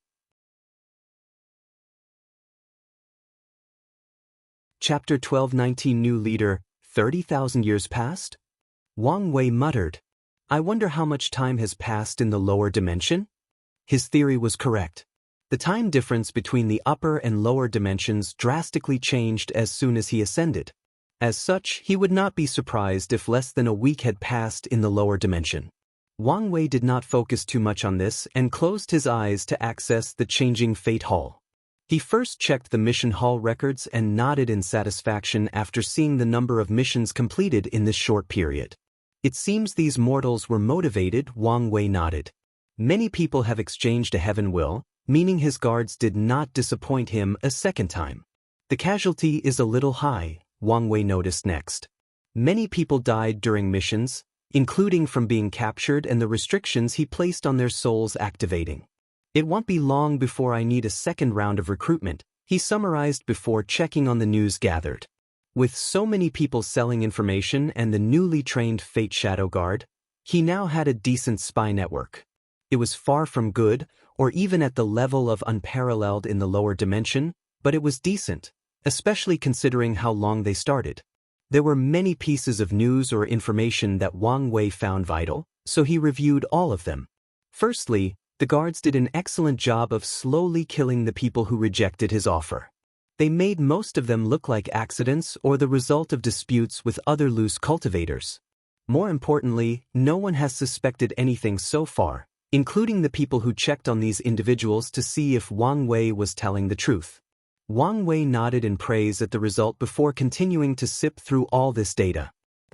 Is that where Jin Biu is? Wang Wei held a piece of paper with a pondering look. He put it aside before continuing his work. His eyes finally focused on a piece of news from the Lawless zone. This place was usually a place for people to hide from the world, but one of the members accidentally discovered a merchant running away from the Lawless zone. Out of curiosity, they saved him and brought the merchant to this place, and the Fate Shadow Guard protected them because the information was valuable. Why is there no detailed information about the Lawless zone? His men should have interrogated the merchant and learned more about that place. Wang Wei searched for the answer and soon found it. The merchant was an unlucky individual. He went to the Lawless zone to work at the Azure Sky Pavilion, and he wasn't there for a week when he accidentally learned something he should not have and had to run away while being hunted. It's unfortunate, but I guess I can get detailed information once I'm there, Wang Wei thought before finishing his duty. He opened his eyes in his room and summoned 2 people, with Wang Qi being the first. As he waited, he checked the status of the Dao burial ground after absorbing more than 4 ascending treasure qi. It won't be long before it reaches a peak supreme innate treasure, Wang Wei thought. After knowing this, he hoped his meeting with Shi Shangyan would be productive. Wang Wei focused in the distance as he noticed a few familiar faces. Sect Master. Anything significant happened during my absence? His gaze shifted. Nothing extraordinary except the fact that the world has become quiet because of how much these people are searching for you, Wang Qi replied.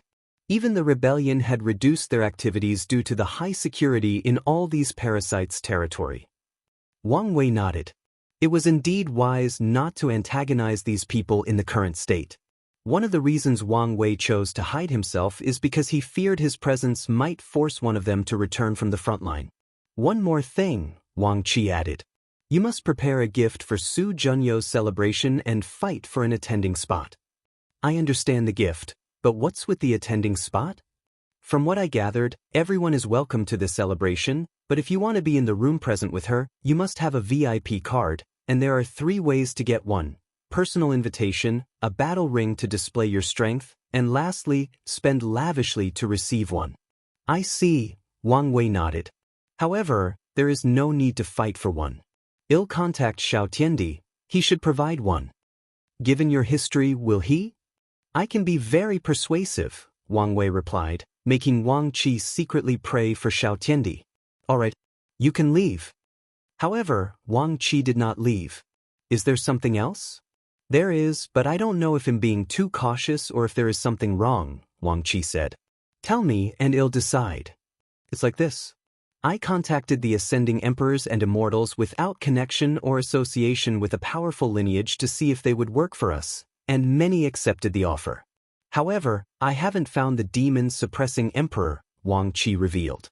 During the process, I learned that many of these people were captured to get information from you, and I fear the same might have happened to her. Of course, there is also a chance she found an excellent hiding place. Wang Wei's eyes turned all gray as he checked on her.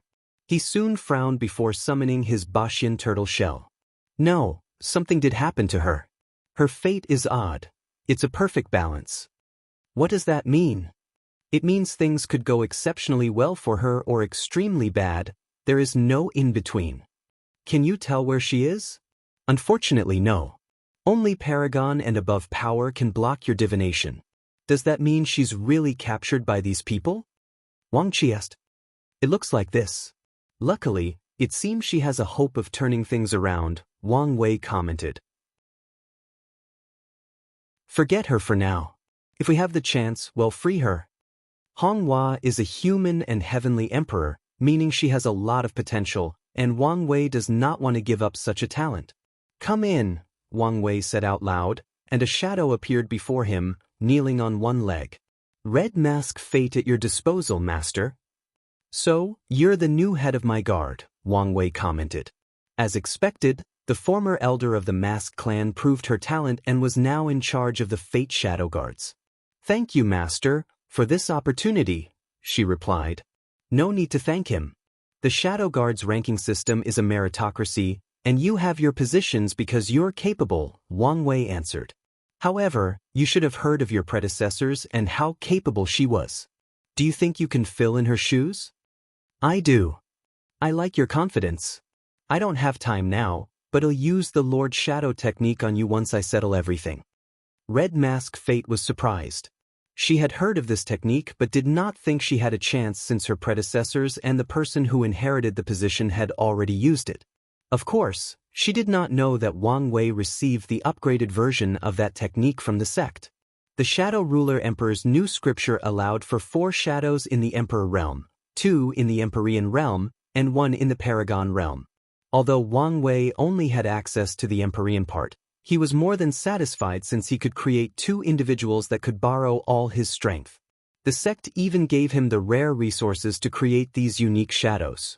Report the situation to me, Wang Wei ordered. Although he had deduced most of it from the changing Fate Hall's situation, he still needed to hear the nitty-gritty from Red Mask Fate. And that's precisely what she did, and Wang Wei listened attentively. You did an excellent job, Wang Wei praised. I hope you keep up the good work. He ordered a few things before dismissing her. She's a talent, Wang Qi said. True, but how much of a talent is yet to be seen. Wang Wei could tell Red Mask Fate was talented, but her current success was primarily the result of the fact she's from the upper dimension and did not have to experience the adaptation period. This fact makes her the best candidate he has for this leadership role of his guard, but hell no if she's genuinely talented once they face obstacles and she has to improvise.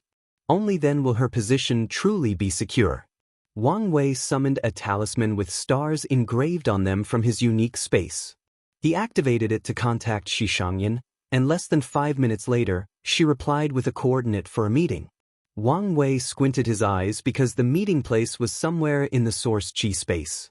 If you find any errors, ads pop up, ads redirect, broken links, non-standard content, etc., please let us know reports so we can fix it as soon as possible. Chapter 12:20 Betrayal, and Myriad Sect Alliance is changed to Grand Sect Alliance to differentiate with the Myriad Clan Union. Wang Wei made some preparations before entering the source chi space.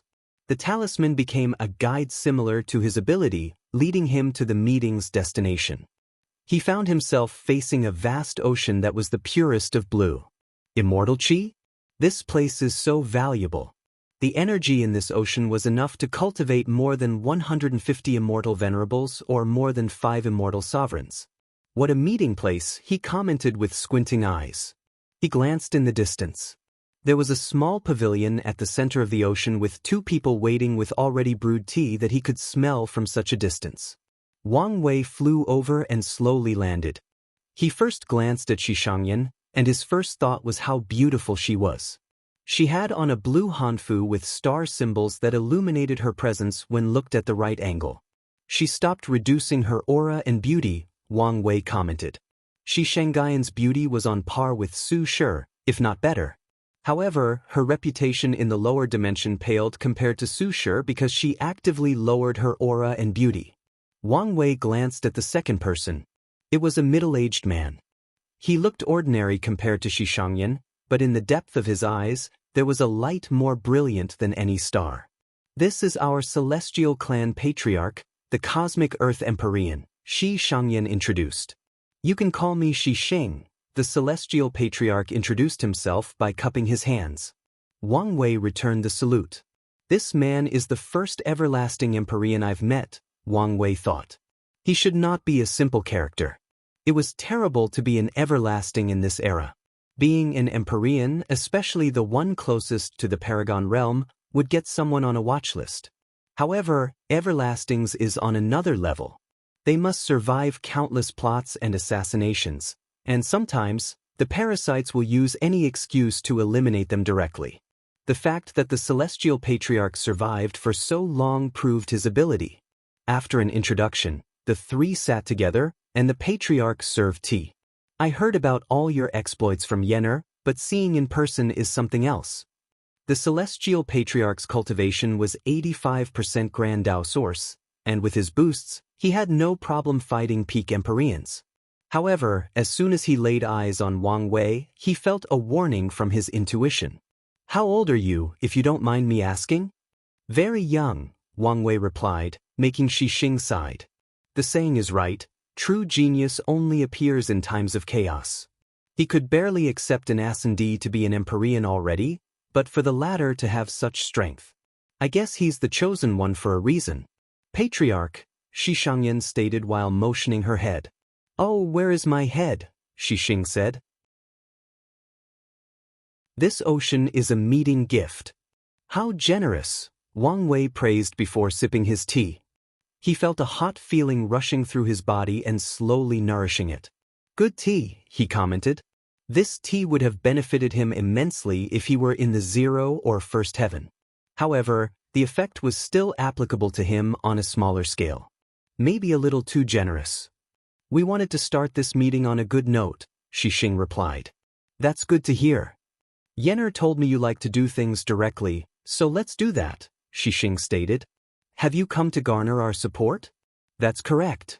We intended to support you from the beginning, hence this gift and why we sent one of our most talented members to make contact, Xing continued. However, we also want to benefit from this ordeal. So, to be straightforward, what can we get from you? Wang Wei put his teacup on the table. Before I answer, let me ask, who decided to serve the five-feather phoenix? Was it your clan's personal decision or one from the myriad clan union? Why does that matter? It seems it was your decision, Wang Wei deduced.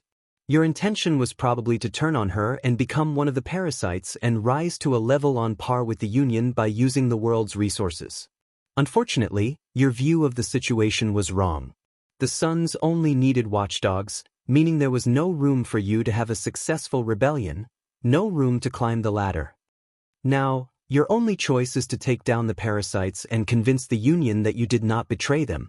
Your plan from the start was to take down the enemy from the inside. Tell me if I'm missing something?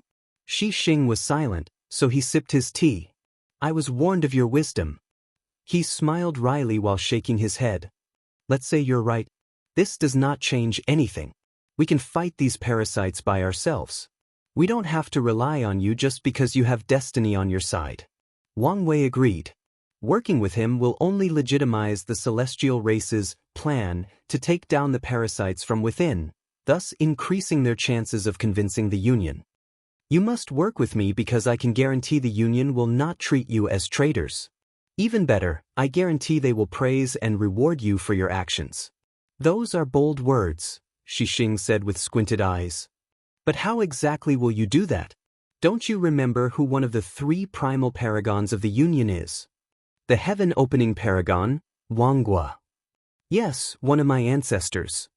Wasn't the Wang clan divided? I don't see how you can influence him.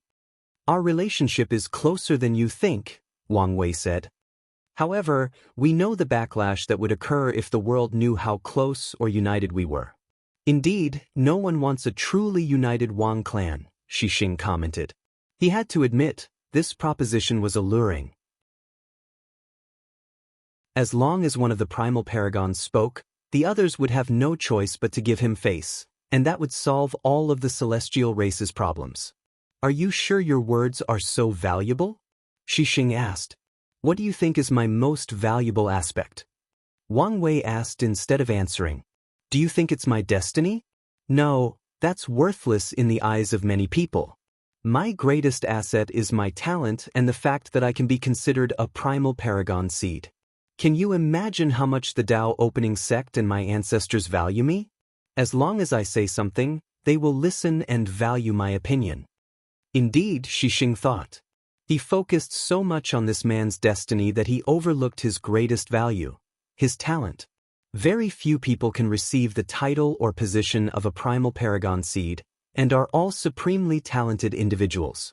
Xing had to admit that Wang Wei's talent trumped all the seeds he's read about in records.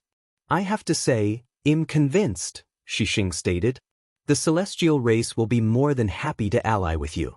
However, are you interested in establishing deeper bonds through marriage? He motioned to Xishangyan. Yen'er is our clan's most beautiful woman, and she has unparalleled talent. Usually, such a woman would be the core of our clan, but for you, we're willing to make an exception. Wang Wei looked at the calm Xishangyan. By her demeanor, it appeared she knew of this before and was prepared. As appealing as your offer is, I have to decline. My heart belongs to one woman. Xing gritted his teeth. We don't mind if she's not the main wife as long as you promise to treat her fairly. The answer is still the same. Xing looked at his clear eyes and knew this man would not budge. It's a shame, he sighed. Let's discuss the terms of the alliance. They spent the next few hours discussing the nitty-gritty before coming to an agreement, which primarily involved resources and manpower. The celestial race will send powerhouses for certain battles or missions once Wang Wei requests them. Secondly, they will provide him with unique cheese to help him build his power, but there is a limit. However, Wang Wei will have priority in buying them. Wang Wei convinced them to donate the treasure King Qi, which can evolve a supreme innate treasure into a supreme chaos treasure. However, he needed to negotiate and buy rank 12 Qi since the clan had a small quantity and wanted to rebuild their powers. After signing the agreement, Wang Wei took this ocean of immortal qi away, leaving the two alone. "Once again, I apologize," Xixing stated. "I know someone of your talent should have the power to choose your Dao companion, but we had to risk it for such a talent. If you find any errors, ads pop up, ads redirect, broken links, non-standard content, etc., please let us know reports so we can fix it as soon as possible."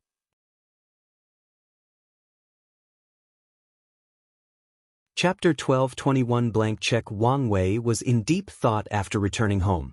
He had technically written an empty check for the celestial race.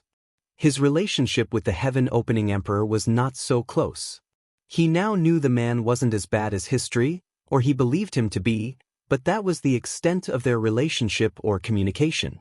His promise relied entirely on his talent/prospect, as he told the patriarch, his ancestors' words or power, and his interest in taking the celestial race in case the heaven-opening paragon proved stubborn. Plus, maybe I should start thinking about reuniting the Wang clan, Wang Wei thought. However, this would not be simple.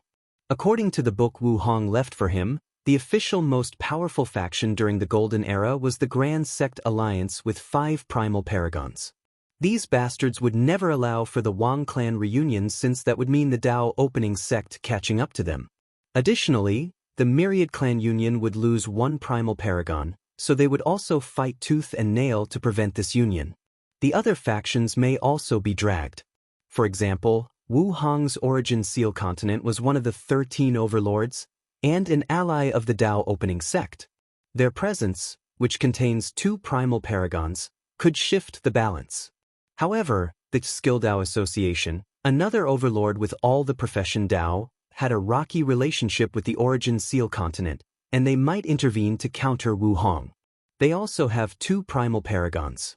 And am not even considering the other factions that will secretly intervene and ensure the Dao opening sect does not get stronger and break the balance, Wang Wei summarized. However, this is not the Golden Era. The balance is already broken, with Taoism and Buddhism now being the most powerful factions of the original 13 overlords. In the upcoming era, primal paragons will no longer determine the standing of a faction or lineage, transcendence will. So, as long as I can become the 3rd half-step transcendence of the eternal ascension world, no one can stop the Wang clan's reunification, Wang Wei thought with a smile. Although this plan is far away, I can lay out the foundation now by establishing a good relationship with the heaven-opening emperor, get to know what kind of person he is. Wang Wei teleported to an isolated mountain and created a cave.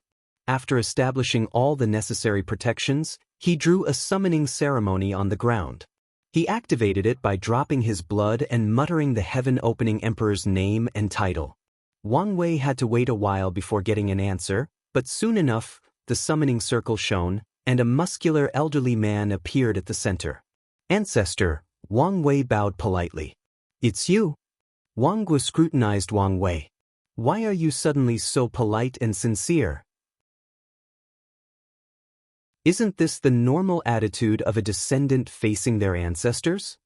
Wang Wei replied, greatly puzzled. His tone hinted that it was the greatest travesty for his ancestors to have such a terrible opinion of him. "The last time we met, you were polite, but that was only on the surface. You were on guard against and even had a hidden disdain," Wang Gu stated. "These old monsters are really keen," Wang Wei complained to himself. "You can't blame me, ancestor. I had a lot of misinformation about you. After our discussions, I researched your life more closely and learned how our family's recorded history wronged you." Wang Gu looked him in the eyes. This brat wants something or is planning something, maybe both. He smiled internally. He is like Qiyuan, especially with his weird destiny.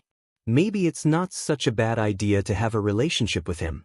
"Brat, I've lived too long, and one of the side effects is that I've grown to despise people who spoke like politicians with flower tongues, speaking in a roundabout way and never getting to the point. So, state your intention directly." Wang Wei sighed internally. "I guess being direct is another trait of the Wang clan." "Fine, but I'd like to point out that I wasn't lying about researching your life and getting a new perspective," Wang Wei stated before explaining the entire situation with the celestial race. "So, ancestor, Are you going to give this descendant a little bit of face? No problem. Really? So simple? Even if you didn't say anything, we wouldn't annihilate them or something for their betrayal, Wangguo explained. Why? The celestial race is the primary reason our union has the largest number of Tier 10 and 11 cultivators among all the overlords and the highest number of insurgents. They are more valuable than they realize. Indeed, their ability to safely navigate the source chi space makes them crucial to building middle-level officers. Although paragons and above are usually the determining factors in battles between lineages, when their strength is relative, the deciding factors are the number of emperors, empyreans, insurgents, and immortals from the other paths. Are you sure the other two families won't give you much trouble? Wang Wei asked.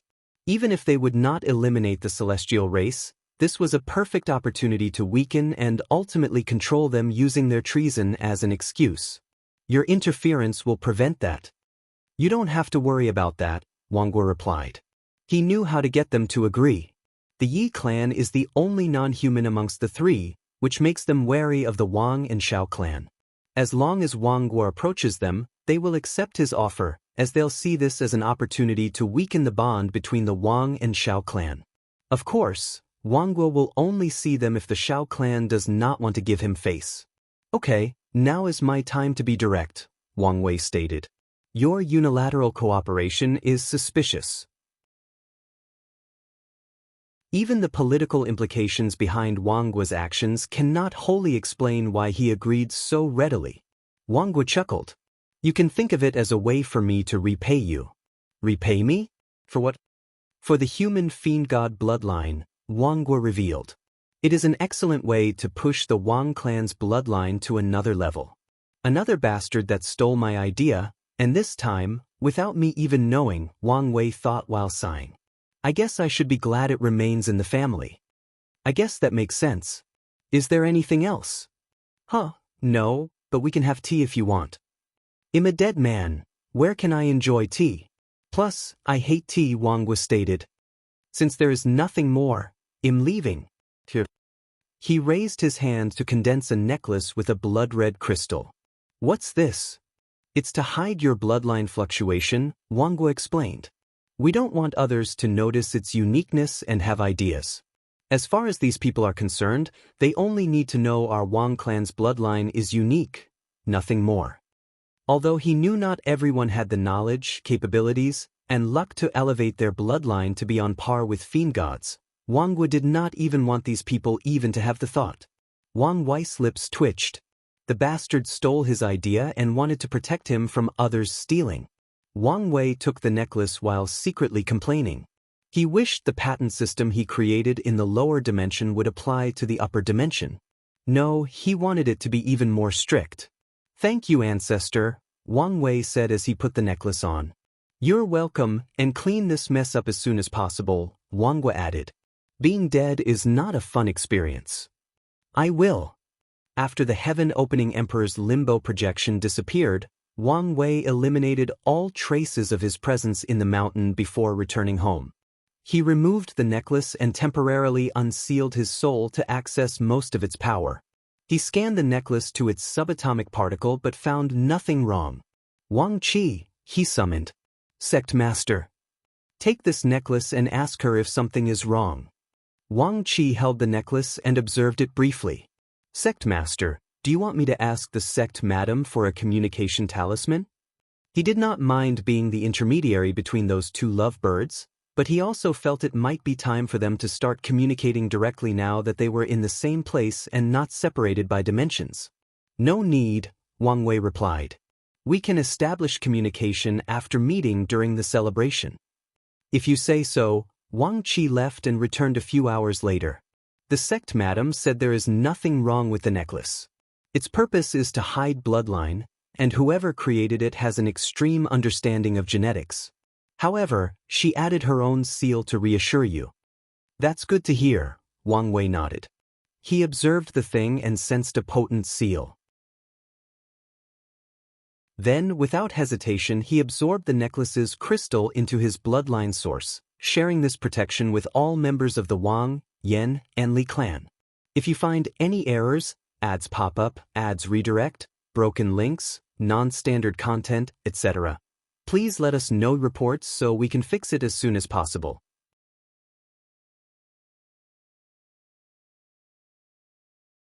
Chapter 12:22 Betrayal?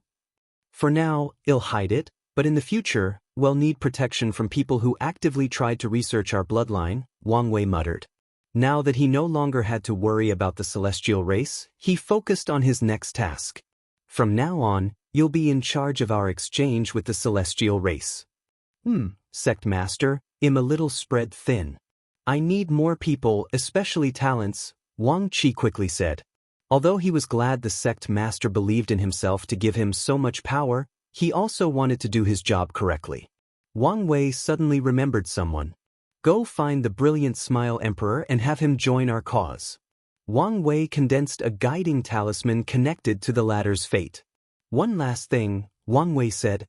He raised his hand to create a new dimension to house the ocean of immortal qi he received as a gift.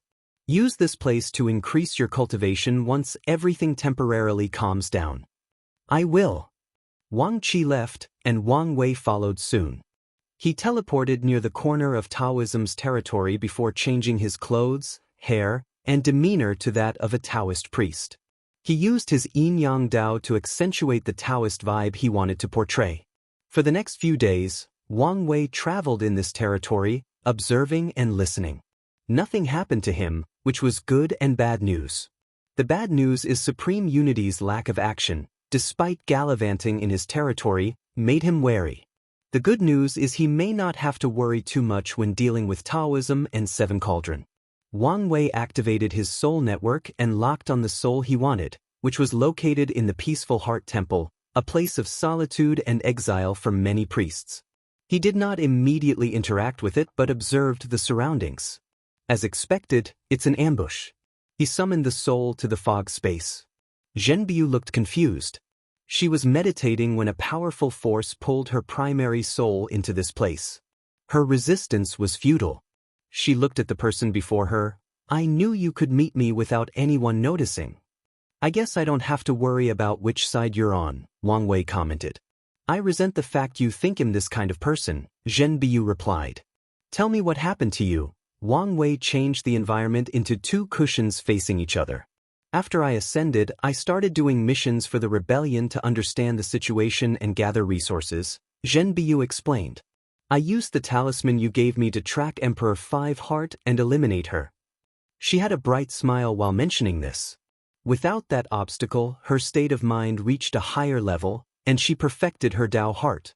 These achievements made her more joyful, and her cultivation speed increased significantly. Then, two people from the Five-Element Balance Palace came to see me. They asked me why I didn't return to the sect, and I told them I had personal matters to attend to. They wanted me to return immediately, and one of them was even rude about it. Luckily, I had prepared for this. I told the rebellion of my background, and they suggested I become a double spy, so they gave me something called a false mind pill, which would allow me to hide my thoughts and lie to an Empyrean. They even helped me clean up my aura. Wang Wei nodded as he understood what she meant. Zhenbiu proved the Tao in the upper dimension, and with the proper method or person, it's possible to determine this fact from her aura. I told them about you, Zhenbiu continued. I didn't tell him any important information, but enough for them to have some understanding of your personality and capability. It was the only way to get their trust. Don't worry. I understand, Wang Wei reassured. Zhenbiu sighed in relief. I'll hand over Emperor Five Hearts artifact to you. No need. This thing has no destiny with me, so you can keep it. You can repay your debt later on with something else? Are you sure?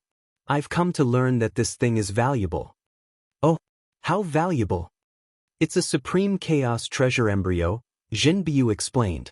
Although its power is only on par with a chaos treasure now, as long as you provide it with enough resources, it can grow to such heights. Moreover, you don't have to feed it unique resources, just a certain quantity, and it will condense into shape. That's indeed valuable. So, have you changed your mind? Not at all, Wang Wei replied calmly. Your personality is indeed odd. What makes you say so? You're obviously greedy, but you can also give up on such a rare item without hesitation. What can I say? An enigma, Wang Wei shrugged. This artifact had a similar effect as the Dao burial ground, so there was no point in having it now. Additionally, his intuition told him the best use of it was with her. Tell me about your sex situation or Taoism in general. Heavily divided, Zhen Biu answered. A small and new faction supported by the supreme ruler and seven cauldron ruled the sect, while the majority faction, which originated from ancient times, is very dissatisfied with the current situation. I haven't figured out exactly why the old faction is unhappy, but my deduction is something to do with the restrictions that there can be no paragons born in the world. And from what I gathered, most other Taoist lineages are similar to ours. Wang Wei pondered. He could deduce the source of these people's dissatisfaction. Supreme Unity and Mithria killed all their previous paragons and prevented them from reviving or creating more. Additionally, the resources they used to control were not drastically reduced and were in the hands of Seven Cauldron. It would be weird if these factions were not dissatisfied. Why are you in this place? Wang Wei asked. It was a big deal after you ascended, so I approached the sect and said I owe you karma, and there is a chance you may contact me. They agreed to this ambush operation, but I just wanted an opportunity to contact the outside world. You have something you want me to pass to the rebellion? Yes, I've gathered valuable information and unfortunately, I still have a debt to pay them for the Heaven Will, Zhen Biu explained. You can read it before passing it on. Her soul condensed a talisman and Wang Wei took it. You don't have to worry about them. I'll pay your contract, so from now on, you report directly to me, Wang Wei said. That's fine. Zhen Biu would rather deal with Wang Wei than the rebellion because he knew what kind of person the latter was. However, the rebellion was an assembly of all types of individuals, many with different ideals and goals from their primary cause. If you want to contact me, leave the sect to an area not covered by a paragon formation, and I can reach you anytime and anywhere, Wang Wei added. I understand. I'll give you a parting gift. Wang Wei condensed his soul network ability into a seed that manifested as a lotus flower on his palm. He accessed his paragon soul temporarily to bless the lotus and did the same with the sect's void-rushing talisman. Finally, he fused the lotus with Zhen Biu's soul. If your identity is detected, activate this ability, which should take your soul away even from a paragon formation. However, you must be quick and decisive. This thing might work on a formation in passive mode, but once someone takes control of it, you're screwed. Don't worry, you'll be fine. Zhen Biu was confident she would not be caught. The false mind pill mutated after she used it due to her two personalities or souls, granting her a new ability to hide her thoughts and memories in an undetectable layer in her sea of consciousness. She was even confident about lying to Seven Cauldron's face. It's good to be confident, but don't be cocky, Wang Wei warned. I know. Her personality was usually calm and patient, so she would not do anything unnecessary or stupid despite her confidence. Wang Wei waved his hand to teleport a small pile of second-rank Dao sources.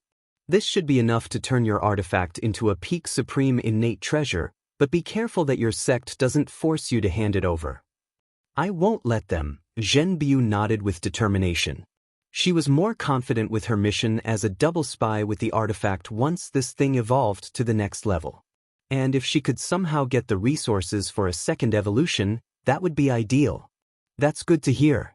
However, I'm now more indebted to you. I'm sure one day, I'll need you to return the favor, Wang Wei stated. Now, let's put on a little show to increase these people's trust in you. If you find any errors, ads pop up, ads redirect, broken links, non-standard content, etc., please let us know report so we can fix it as soon as possible.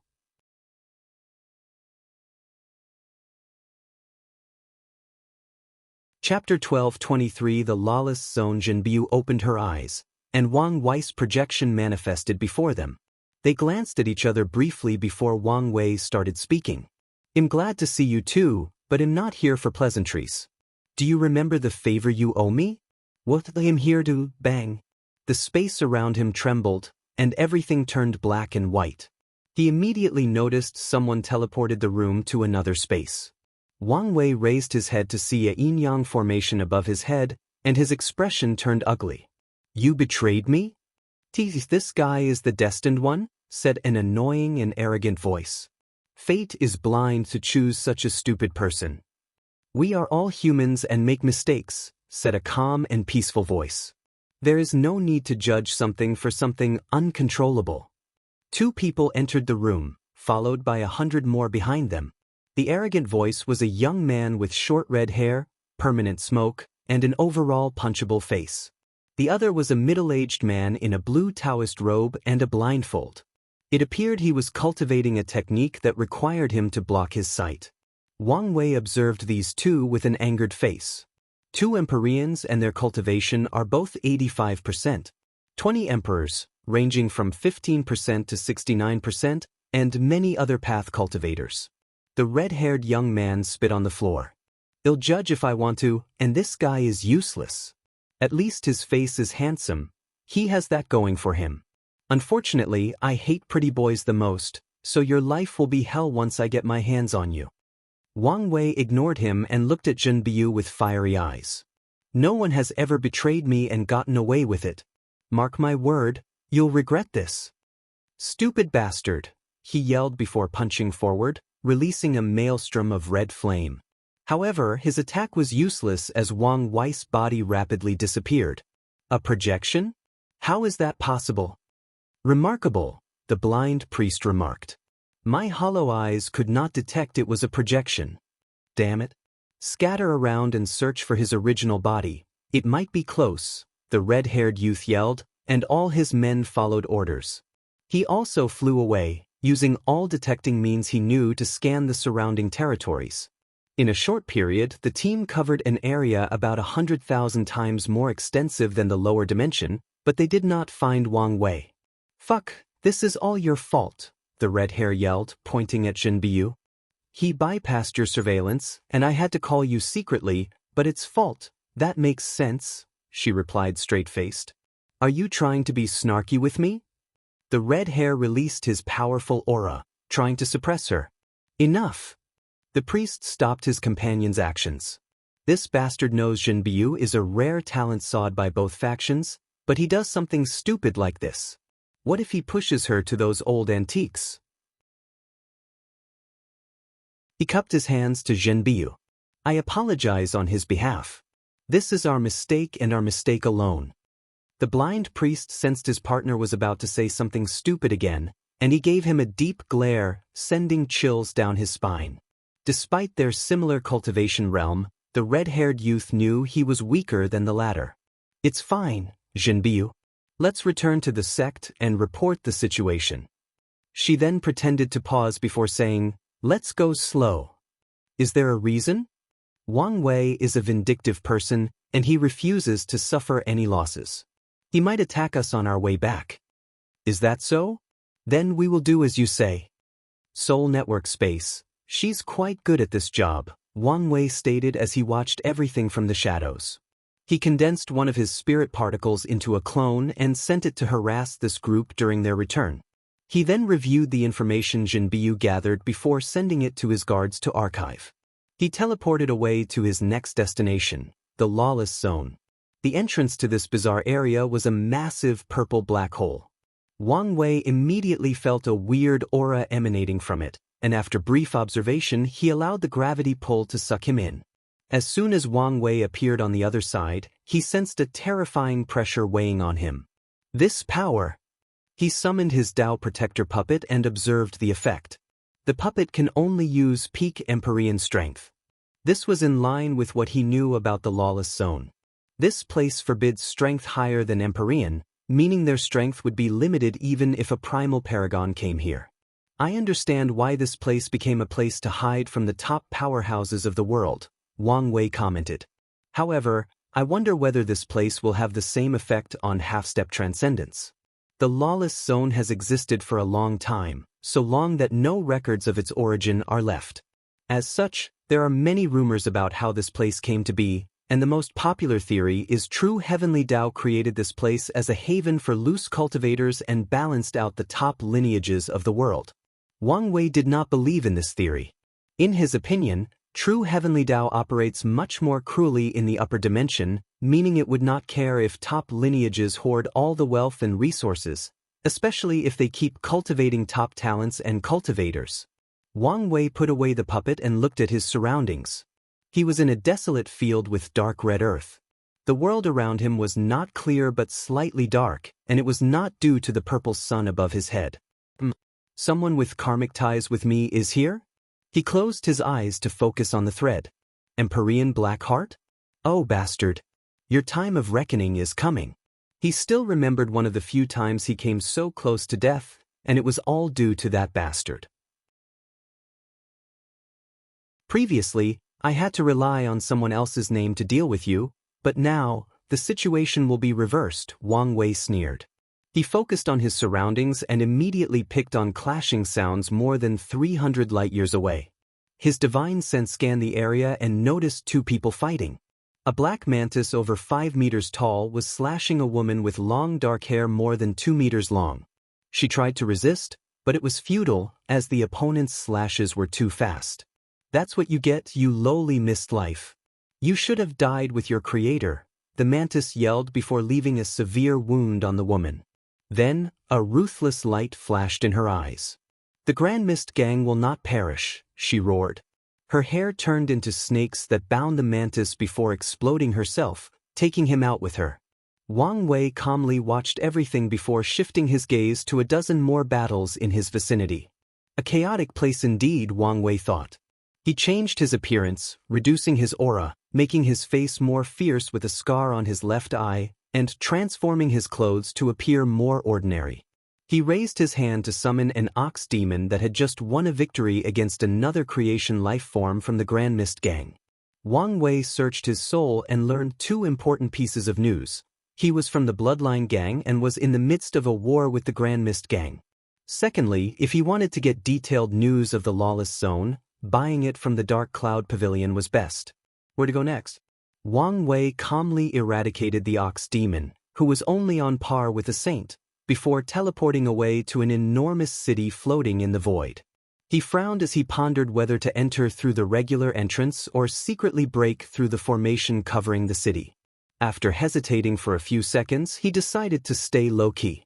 He rushed to the entrance and waited in the short line. Less than 10 minutes later, it was his turn.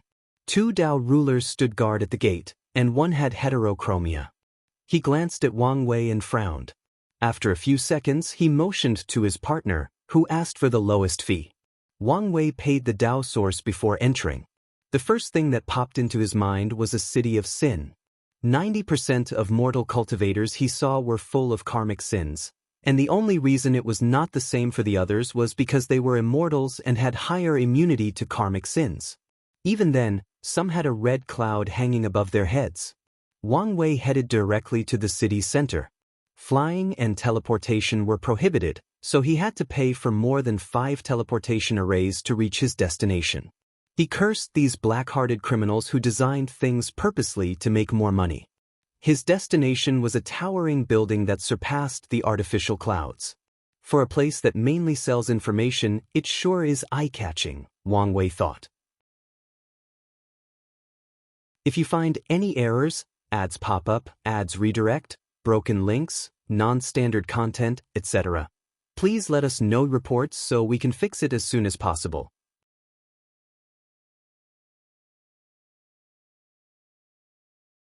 Chapter 1224 The Lawless Zone's Political Landscape. Wang Wei entered the dark cloud and met with a beautiful female receptionist. After glancing at him, she checked something, and a slight surprise flashed in her eyes. "A noble guest," she said with a bright smile. Their pavilion treated all Empyreans with the utmost respect. "Are you by any chance a VIP?" she asked. "No." The receptionist jolted something down on a piece of paper. "Do you have a membership card? If not, do you want to apply for one? The price is only a small fee paid every 10,000 years, and you get a discount on all our services." "No, thank you," Wang Wei refused. She nodded and kept her gentle smile. Are you a buyer or applicant? Buyer. What are you here for? Assassination, mission, or information? Information, Wang Wei replied. The receptionist finished writing before handing him a talisman. Someone on the 11th floor will be waiting for you. Wang Wei activated the talisman, and he disappeared from the first floor. The smile on the receptionist's face disappeared. Is that a new Empyrean? If that person was not hiding their appearance, it meant a new powerhouse had entered the lawless zone. Based on what he does, the current situation might be shaken. She immediately reported this news to her superior before attending to the next person in line. Wang Wei found himself in a well-decorated room with beautiful vases and paintings. A middle-aged man dressed in flowing green and an infectious smile awaited him. The name's Tang Yi, and it's my pleasure to serve your excellency. Empyrean Restless, Wang Wei replied succinctly. An odd title which can mean many things, Tang Yi thought. Please sit in. I've served tea. Wang Wei immediately noticed this room did not have cushions and a small table, but 2 comfortable chairs and a medium-sized table. It felt like he was at a restaurant instead of a personal meeting, but there was still a sense of intimacy to the decor. It'll be straightforward, Wang Wei said after sitting, not touching the tea or snacks. I just arrived here and need to know who not to offend. You've come to the right place, Tang Yi replied. The most powerful forces are the 1 hidden master, 2nd kings, 3 pavilions, 4 gangs, and 5 demons. These forces have the highest combat powers and the highest number of powerhouses, and they control most of the resources. You can join them but must avoid them if you want to remain independent. Tang Yi closely observed all of Wang Wei's reactions. Interesting name, but it would have been better if they went to 9. There used to be 6 halls, but not long ago, it was revealed that one person secretly controlled all of them and he died, so the other forces divided his assets. Oh, who is so capable? Wang Wei asked. A man named Gu Xian. The one who cultivated deception Dao? You know him? Tang Yi asked. He has some fame on the outside. I see. Wang Wei was not surprised that Gu Xian had its own power in this place. As a Dao monarch, he was on the list of people to be hunted down. This place was the only way to hide. He even knew that Gu Xian had left his treasure for recultivation in this place. However, he did not know the exact details of Gu Xian's power since Wang Wei only had his partial memories. How much do I need to pay for detailed news on information about these factions? How detailed are we talking about? The highest level your pavilion is allowed to sell. That will be costly, Tang Yi replied, rubbing his hands. I'm good for the money. Tang Yi pondered briefly before mentioning an absurdly high price. Wang Wei did not hesitate to pay, no bargaining whatsoever. This sucker must be a nouveau rich, spending money like it means nothing, Tang Yi thought. Little did he know that Wang Wei did not care about the money because it would return to him 100-fold after conquering this place. Excuse me, Tang Yi went to a back room and returned with a talisman half a minute later. Wang Wei used his divine sense to receive the information it contained. His first major observation was how little information about the Dark Cloud Pavilion this thing contained, which made sense they would not sell themselves out. His second observation was about the hidden master. Why is there so little known about this hidden master? Wang Wei asked. There were no pictures, information about his realm, or even his Dao. The only information was that whenever the Time Eater came to this place to clean it up, the hidden master would appear and band everybody together to deal with him. Afterward, he would disappear and never show his face to the world. I'm sorry, but this is the only information that our pavilion is willing to sell about the hidden master, Tang Yi swiftly replied, his face showing genuine regret. Their pavilion did not even have much information about this person, so there wasn't much to sell in the first place. Wang Wei nodded. What about independent powerhouses? Is there anyone I should be wary of? There are a few. Although they don't have a large force behind them, their fighting prowess is top-notch, said Tang Yi. Do you want news about them? Yes. A moment. Wang Wei then paid an exorbitant price before receiving the talisman. He stood up. Well, thank you for your service. Wait, Tang Yi said before handing him a purple card. This is our VIP card. Next time you arrive, someone from the 12th floor will serve you. Additionally, the card comes with a free mansion. Wang Wei took the card and received the information it contained before calmly putting it away and leaving. His new house was in a prime area near the pavilion, meaning he did not have to travel too far. The card served as the control center of the mansion's formations, so Wang Wei took control of them. They should have done a better job monitoring this place, he thought. He removed all the flaws in the mansion's formations and the ones on the VIP card. Wang Wei found a room he liked and settled down. Let's get some more information. He used his Bashan turtle shell to divine more information on these factions and their leaders, especially for the Dark Cloud Pavilion. The effect of my divination has dramatically decreased in this place, Wang Wei complained. But even so, it's odd that I found nothing about this hidden master. He was not satisfied with the result of the divination, but it still provided him with crucial details/information. The best place to start is with either the Second Kings or the 5 Demons, Wang Wei thought, and after analyzing everything, he chose his first target, the Barbarian King. The man is simple and lives his life by the creed that strength is above everything. So, as long as I can defeat him, he will willingly become my follower, Wang Wei concluded. Now that he had a plan, it was time to execute. However, he did not immediately leave this city. Instead, he spent the next few days traveling around the city, observing and leaving the seeds for when he conquered the Dark Cloud Pavilion. Once that was done, he headed for the battle Colosseum, ruled by the Barbarian King. After flying quite a distance from the city, Wang Wei stopped and turned around. His gaze focused in one specific direction, and a group of people appeared after a minute. "So, you found us?" said a petite woman, accompanied by a thin man beside her and a dozen more individuals behind them. "It seems we underestimate your capabilities." Wang Wei looked at this group composed of 2 Empyreans and a few more great emperors. He did not care for them since the highest cultivation was the woman with a 73% Grand Dao source comprehension. However, he detected a strange aura from them. The petite woman frowned, displeased at his lack of response. However, she controlled herself for the sake of the mission. "Our pavilion master would like a meeting." Wang Wei did not answer, focusing on these people's strange aura. His intuition told him it was valuable information once he figured it out. "Are you not going to give our pavilion master face?" the woman asked in a grave tone while releasing an intense killing intent.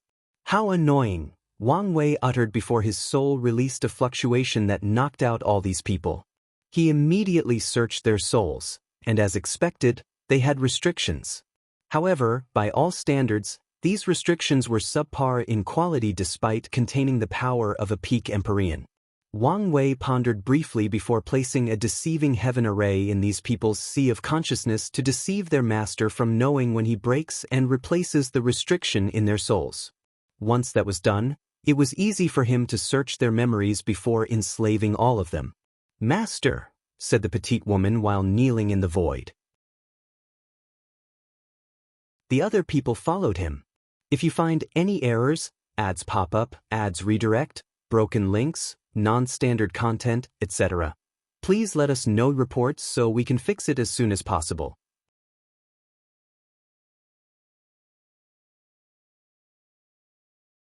"1225 The Battle Colosseum, so that's why their auras are so weird," Wang Wei commented, finally figuring out the puzzle. "So many talented individuals. It seems I made the correct decision to come here." He glanced at his new subordinates and started beating them up. He then handed a talisman with access to his strength to the petite woman before disappearing. The petite woman then secretly led the group back to the pavilion. They immediately entered a secret room to activate a formation.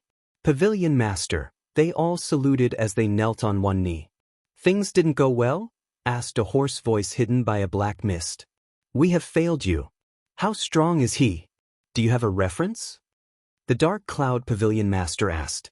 "He defeated us with such ease, I'm guessing a minimum of 80%. "Guess?"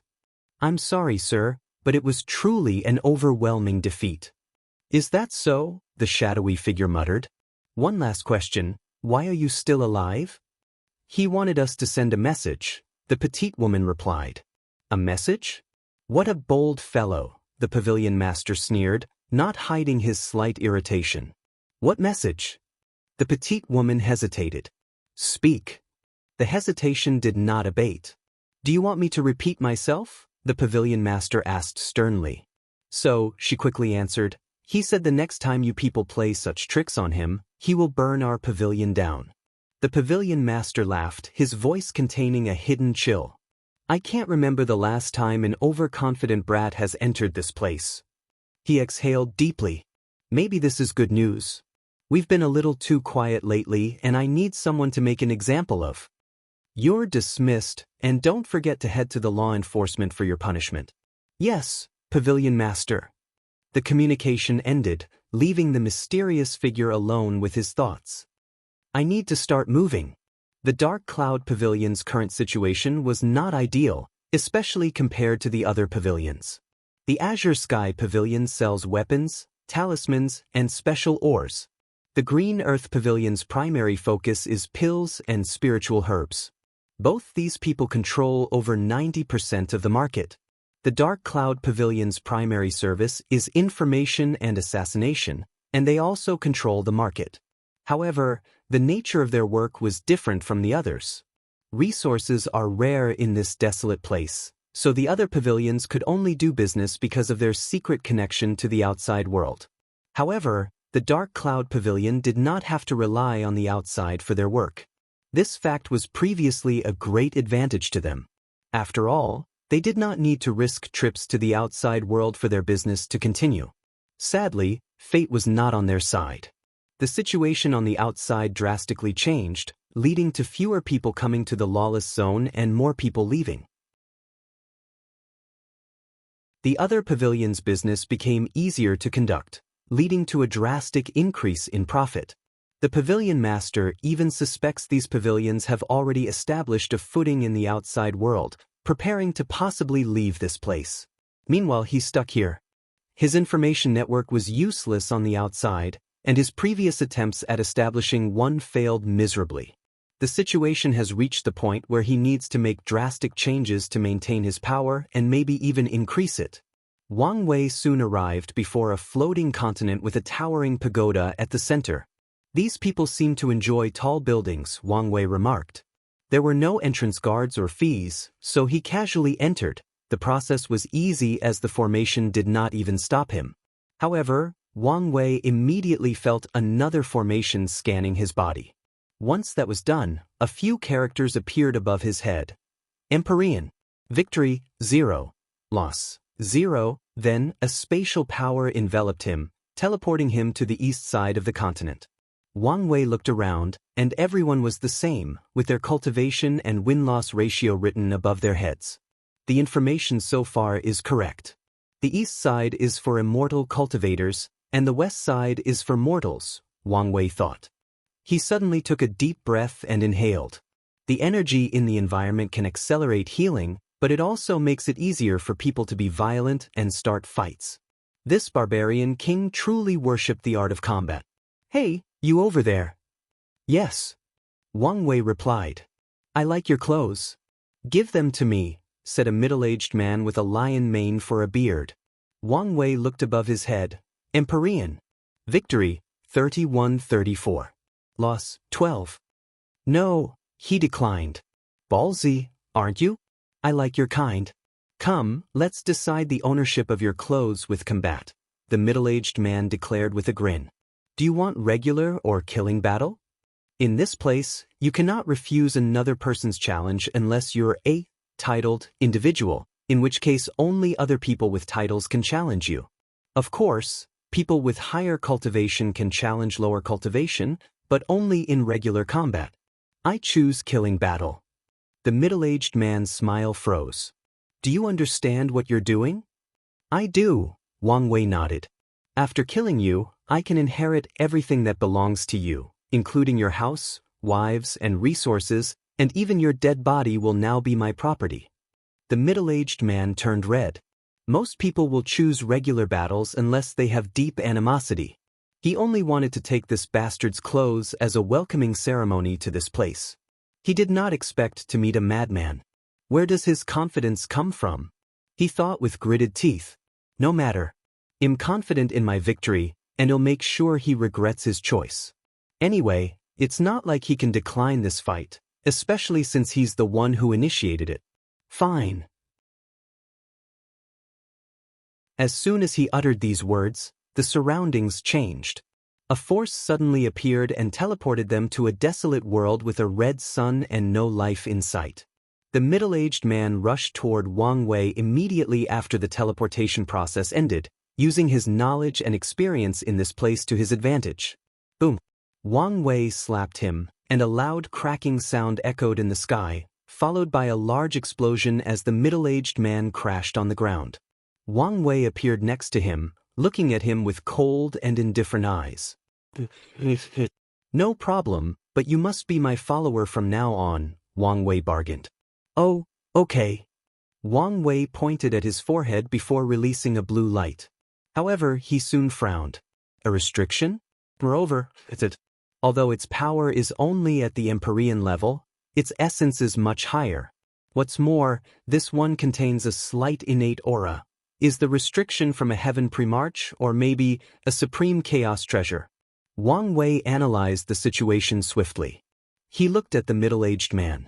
Why did you surrender when you already belonged to someone else? I do. You didn't know? The middle-aged man shook his head. It seems the barbarian king was not some brute that only cared about fighting. He must have been secretly building his power to ensure his position in this place. Please, don't kill me. Don't you have any pride? Wang Wei suddenly asked. What is pride worth? There is hope for me as long as I'm alive. I forgot these cultivators in the upper dimension don't have as much pride as the lower dimension because of how accessible the Emperor Path is, Wang Wei commented. Alright, I'll spare you. Now, hand over the key to your house and access to all your resources. Thank you. The middle-aged man handed him a space ring, and after checking it, Wang Wei nodded. His surroundings changed again, and they returned to the Colosseum. His victory increased by 1, and Wang Wei flew away. He fought 4 more people to check their souls, and 2 had secret restrictions. He headed to the center of this continent, where the pagoda was located. The middle-aged man was less than 2,000 victories away from meeting the requirement to enter the pagoda. Additionally, he was strong enough to buy housing close to the tower. Although it was not as good as those people with 4,000 or 5,000 victories who could live directly next to the pagoda, it was decent. After entering the house, he found more than a dozen women waiting for them. They were slightly surprised by his presence, but that was the extent of their reaction. Master, they bowed to him, speaking fluently without hesitation. One of them stepped forward. What is it you desire today? Wang Wei observed her, and he could immediately detect a strong emotion, worry. She must have been the favorite, and now, she's worried whether she will lose her position. He took a moment to think about what to do with these women. Releasing them would only mean they would become someone else's property. Let's just keep them until I take over this place. Then I can fight for a better way for them to survive. How many of you know how to cook? And I mean truly know how to cook, he asked. A slight majority raised their hands. Cook me your best dish. You can use the best materials around. Join my Discord to have many discussions about the story and so on. Here is the link, Novelcole Discord. GG/BinSaysTapeY LazySageDAO. If you find any errors, ads pop up, ads redirect, broken links, non-standard content, etc. Please let us know reports so we can fix it as soon as possible.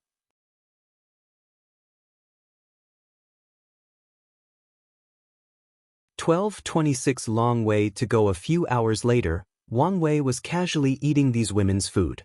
He did not care nor had any expectations. He gave them a task as a way to psychologically comfort them since he knew they would feel useless if he ignored or completely dismissed them. And in this terrifying place, being useless meant they would be killed, discarded, or even worse, traded as goods to someone else. Wang Wei uttered after taking a bite in one of the dishes. He focused and ate even more. This is delicious even by my standards. He added the meat to the rice and took a bite. They perfectly combine, and the taste even elevates each other. He drank the soup next, and his eyes shone even brighter. A three-piece combination meal? Wang Wei quickly finished the meal before summoning the woman who made it. He looked at a thin woman with large eyes that had lost their luster.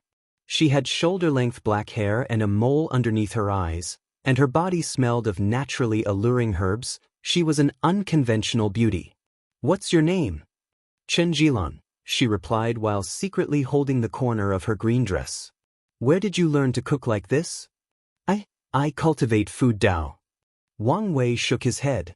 "You're only a quasi-emperor, so even with such a unique Dao, it's impossible for your cooking to reach such a level unless you're an unparalleled genius."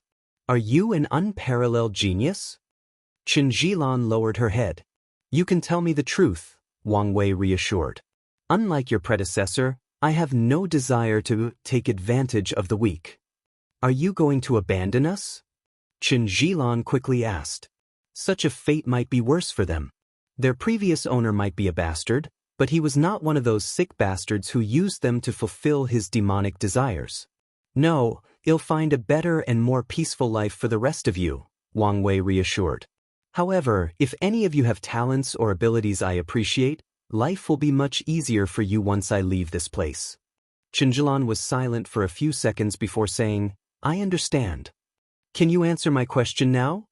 She still briefly hesitated before telling the truth. "I had a master who was, in fact, an unparalleled genius. With his food Dao, he became an everlasting Empyrean in record times. His skill even reached the level where he could make food beneficial to paragons as long as he had the material and enough time."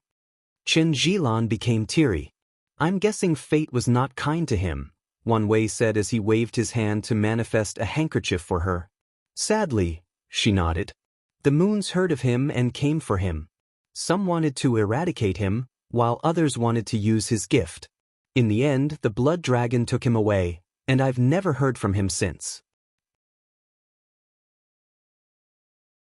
She's not an immortal, and her lifespan is limited, so this should have happened recently, probably between 1,000,000 to a few billion years. Wang Wei leaned on the latter because the main events that occurred in the past few million years mainly involved the lower dimension. If anything had happened before, his guards should have records of it. "What happened to you afterward?" "Many of the master's apprentices died or scattered during the confrontation," Chen Jilan explained. "I was one of the lucky ones who escaped."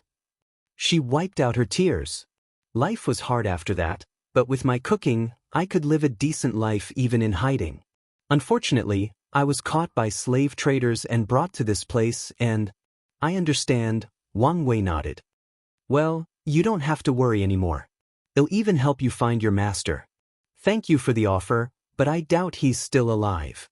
"She's not that bright, is she?" Wang Wei thought. "Maybe just ignorant." "You said your master was an everlasting Empyrean, correct?" "That's right." "In that case, he's definitely alive. After all, you remembered him, didn't you?" Wang Wei explained. Chen Jilan looked at him with shock. "That's right. How can I forget about that?" Then she started to sob again as she sat on the floor. "What is it?" Wang Wei asked while helping her up. "I spent so many years mourning him," she replied with tears and snot on her face. "I even built him an ancestral shrine. Do you think he's going to be mad at me?" "I'm sure he'll understand," Wang Wei reassured. "Poor girl, all that trauma must have severely affected her spirit." His mind released a unique fluctuation, making Chen Jilan pass out as her body and mind completely relaxed. Then her body flew to her room. "What a strange girl," Wang Wei shook his head as he walked to his room. However, he suddenly stopped. "I did something on a whim but found a pair of talented master disciples with a rare food Dao? Is my luck this good?" His essence flower ability required him to consume delicious food, which was a welcome surprise. However, Wang Wei felt something suspicious. His luck was excellent, but many good things happened recently, meaning it was time for him to calm down. Could it be that fate realized it might be a while before I can taste the future wife's food and sent me a temporary replacement? Wang Wei thought but soon shook his head. It loved me but not to this extent. He looked at Chen Jilan, peacefully sleeping, and his eyes changed. She's related to Su Junyao?" Wang Wei's lips twitched as he put the pieces together. He had a fated love connection with Su Junyao, meaning they must experience many events to build an emotional bond naturally. Chen Zhilan and her master are part of those events. Wang Wei exhaled deeply. It's horrifying if you think about it logically. For this event regarding his love life, fate involved 3 Empyreans and a Paragon, Blood Dragon, as the primary participants. The power of the participants is not even the most impressive aspect. The scale of fate's operation is. Wang Wei, Su Junyao, Chen Zhilan's master, and Blood Dragon are only 4 individuals in an infinitely large world. Fate has absolute control over the mortals of this world and weaves its influence amongst all the cultivators, who are considered gods and demons.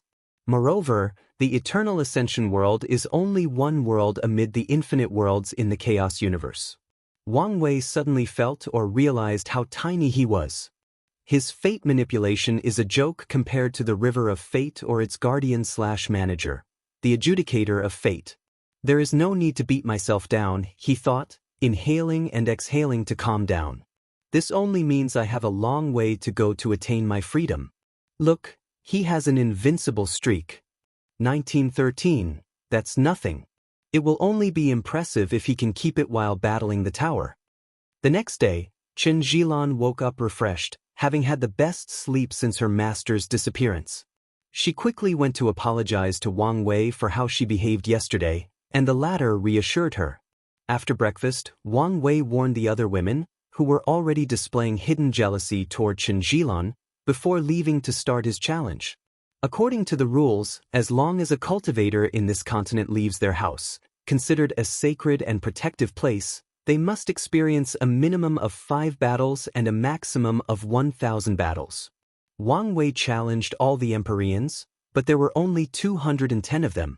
He was not surprised since most of them had already entered the pagoda. Regardless, he won his matches as quickly as possible, usually with 1 punch.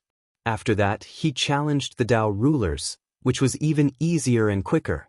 Although a few insurgents were among them, most were just regular Dao rulers. In fact, they exercised their right to give up this battle once they encountered Wang Wei, and he was okay with it since it still counted as his win. In 5 days, Wang Wei met the requirements and took everyone from his room to enter the pagoda.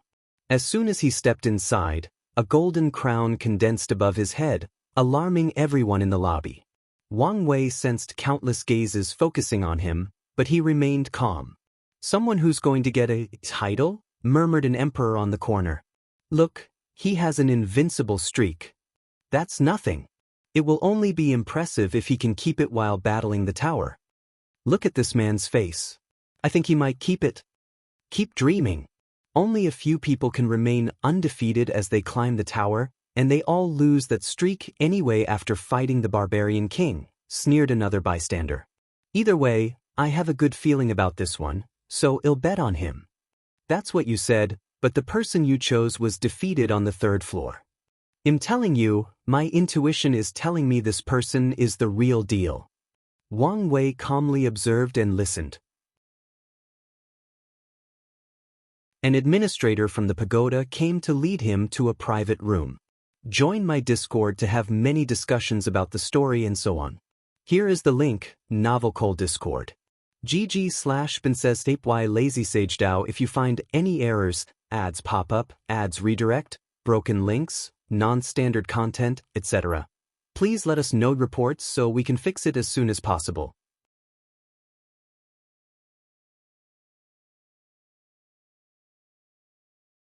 Chapter 1227. The Barbarian King Wang Wei sat comfortably in a chair with a list in his hands, which contained the resources he could exchange in this battle pagoda.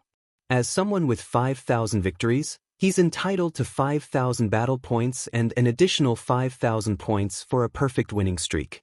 Most of the resources are not rare.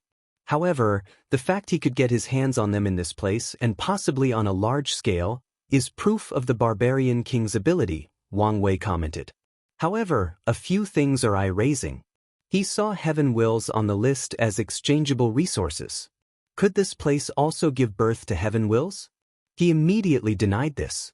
If this were true, the top lineages would do everything they could to conquer this place. Maybe he has deep connections, including with the pavilions, Wang Wei summarized. His eyes shifted to what genuinely caught his attention on the list. What is the effect of the battle temple? He was curious since this was the priciest thing on the list, requiring battle points per hour to access. I'm sorry, sir, but only people on the 4th floor are privy to this information, replied a well-mannered woman with blue hair, a white robe, and a reassuring smile. That's fine. Anyway, let's get this over with. It's good to be confident, the receptionist replied with a businesslike smile. After reviewing footage of your battles, we've granted you the title, Domineering Fist. Cliché and a little bit cringe, but that's fine since it's not that important in the grand scheme of things, Wang Wei thought. No reaction? Thought the receptionist. Do you want to climb immediately or rest in the housing area? I have some people with me, so let's rest first. As you wish. Someone led Wang Wei to a mansion on this floor. He let all these women stay there while he observed the house. He sensed something, so he closed his eyes. This house provides a small blessing to comprehending the Grand Tao source, he analyzed. I'm starting to get a bigger picture of the Barbarian King. The next day, Wang Wei started his first match on the 1st floor. According to the rules, he might have to experience one or multiple battles to determine whether to ascend to the 2nd floor, and the exact criteria are unknown to anyone. Although this seems unfair, Wang Wei had no complaints. His first opponent was a strange Dao ancestor insurgent who held a shield in his left hand and a curved sword in his right with the title of the Elusive Guard. The two stared at each other as a number manifested between heaven and earth to serve as a countdown. 3, 2, begin. Wang Wei appeared before the man and punched him. You actually evaded it? Although he was not trying, not just anybody could evade his attack. How did you do it? The elusive guard's body trembled as these two gray eyes looked at him up and down. He felt naked as all his secrets became an open book. Reading the electrical impulses of my body to predict my movements? No, not just the electrical impulses, but a unique aura that they create, Wang Wei uttered, quite the decent technique. Wang Wei moved, and before his opponent could react, he knocked him out. His win ratio increased, and after waiting for a few seconds, he ascended to the 2nd layer. In this battle, he faced an insurgent immortal sovereign with a unique chi called the Immortal Army Chi, which allowed him to summon a large quantity of immortal venerables. Of course, someone of Wang Wei's caliber does not care about numbers. However, this chi was not so simple as it allowed its user to fuse these summons into more powerful entities, and the summons were immortal as long as their summoners were alive, conscious, and had enough chi. Additionally, the summons also had decent techniques similar to the 1st floor. This battle was more tedious than challenging. The pagoda's power hid the whereabouts of the summoner, forcing Wang Wei to fight a few rounds before he found his opponent and ended the charade. On the 3rd floor, he faced an assassin. They fought in a misty space, and the environment was designed to give his opponent the advantage. On the 4th layer, Wang Wei headed directly to the battle temple. He found himself before a large bronze mural with drawings of people fighting. The mural had no easily discernible aura, but it felt ancient and powerful. Wang Wei closed his eyes and immediately felt his mind even more active than usual. Ideas and thoughts flashed around at an alarming speed. So, that's what it is, Wang Wei thought with a smile. I've been thinking about improving my techniques, and fate sends me this place. The Battle Temple's sole purpose was to help people create better techniques or battle skills. That's why the previous challengers all had decent techniques despite mostly being loose cultivators with no foundation and not being unparalleled geniuses.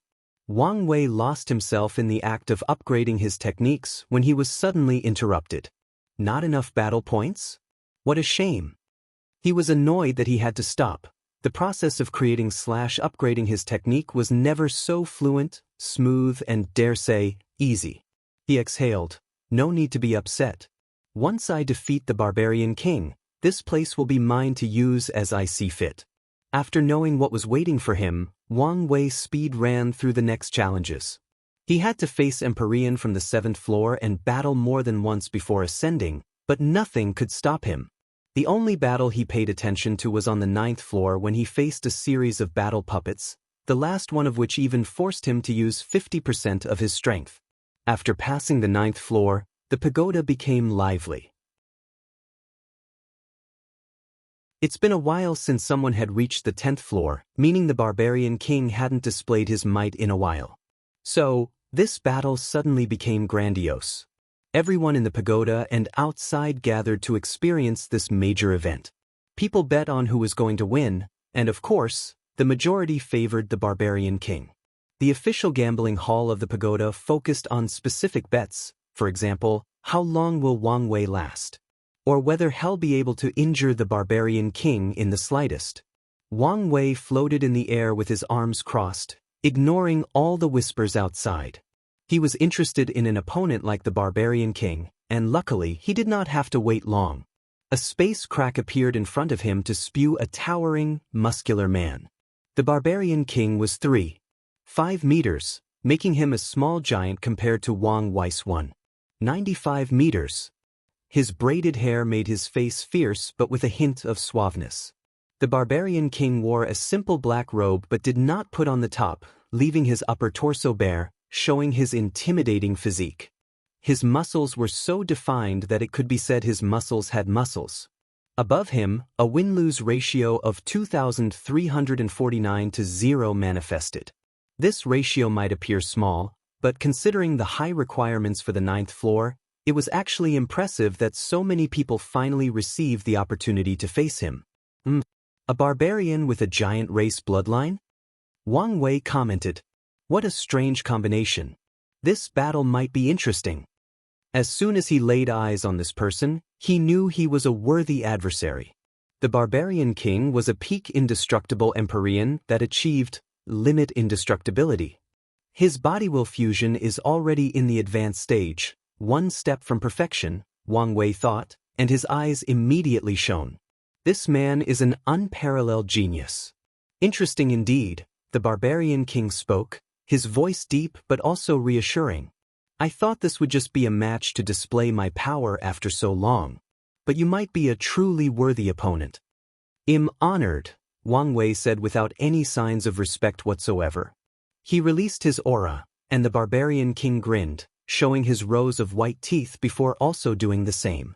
Their aura clash twisted the void, and the crowd watching went wild. The battle countdown ended, and Wang Wei rushed forward. Boom! His body flew backward, crashing through a few mountains. He had to use his superb control of force to reduce the attack's effect and stop himself from continuing. He looked at the right side of his body, and it was gone. It calmly regenerated as he sighed. As expected, he sighed. The Barbarian King had reached the peak of 10 heavens while he was still in the 3rd. Additionally, this monster had the bloodline of the giant race while being a barbarian, meaning strength was his strong suit. The Barbarian King laughed as he appeared before Wang Wei. You have it. The madness of truly talented body refiners who wish to test the limit of their bodies against anything and anyone. It's been a while since I met another kin. If you find any errors, ads pop up, ads redirect, broken links, non-standard content, etc., please let us know reports so we can fix it as soon as possible.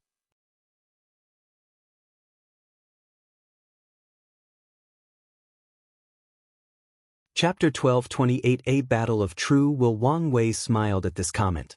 Few body refiners can reach their level without being masochists and mad. After his body regenerated, he clenched his fist. His body had high immunity to all Dao, including the power Dao. So, he had to deactivate that immunity to test his strength, which is why he was hurt. However, he was prepared for a real battle after learning about the wide gap between the 3rd and 10th heavens. He activated all his Grand Dao boosts. He raised his hand to summon a purple bolt of lightning before throwing them. The Barbarian King casually swapped the attack away, and Wang Wei appeared before him, plunging his hand into the latter's stomach. He used his 5 fingers as a spear, and normally, such an attack could pierce a universe, breaking it into 2 parts. However, it did not even scratch the Barbarian King's skin. The king responded by dropping his massive elbow on Wang Wei's cranium. The viewers expected to see a headless corpse with blood spilling, but the attack merely created a massive shockwave that destroyed the surroundings. As for Wang Wei, he was perfectly intact. The two stared at each other before clashing repeatedly.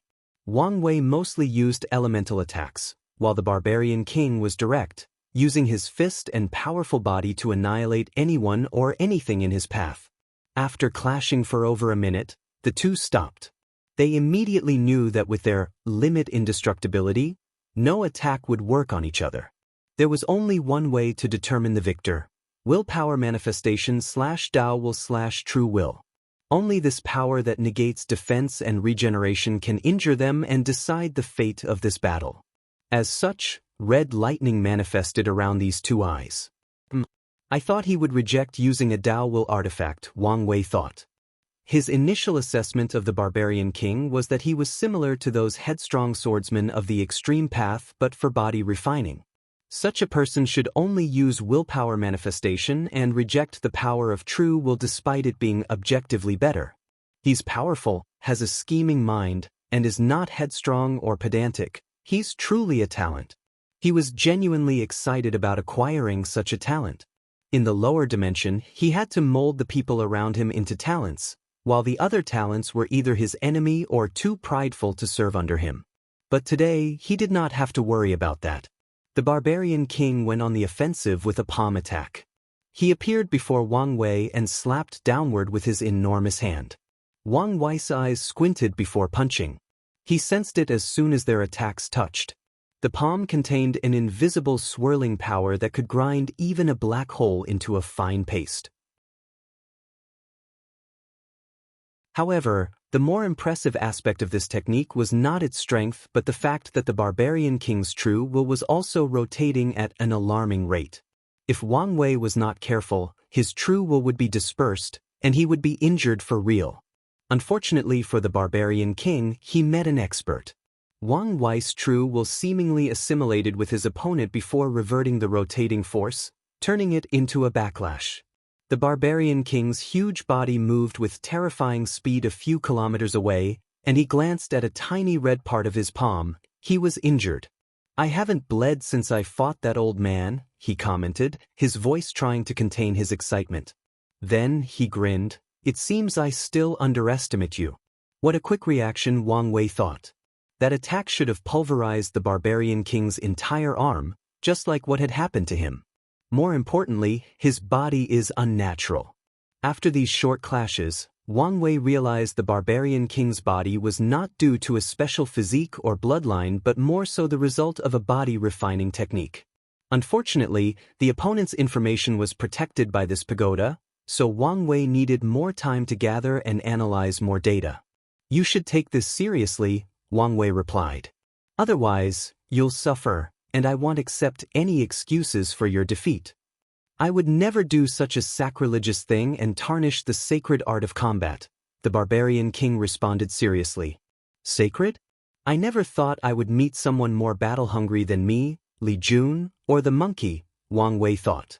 "Maybe my ancestor was like this." After all, he chose the battle maniac name. The Barbarian King's body suddenly lit up as if it were a shining diamond. He slashed his hand downward, managing to generate a sword slash more than 10 meters long, heading toward his opponent with unparalleled speed. Wang Wei waved his hand to the side to break the attack, and his eyes squinted. "That bastard learned my technique," he thought. The Barbarian King learned his true will application of melding his power into his opponent to disarm it.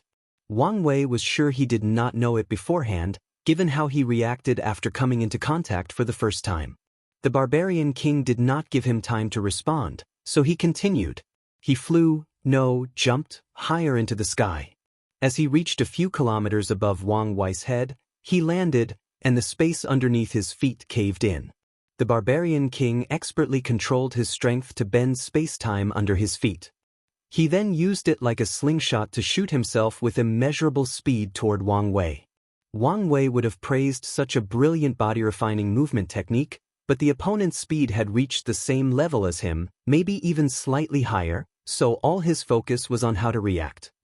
He did not evade and clashed head-on with a fist of his own. To the normal viewers, This clash was a confrontation of power or attack potency. However, only a few people and the two involved knew this was a confrontation of their true wills. This is the deciding factor in a battle with strength that is so close together.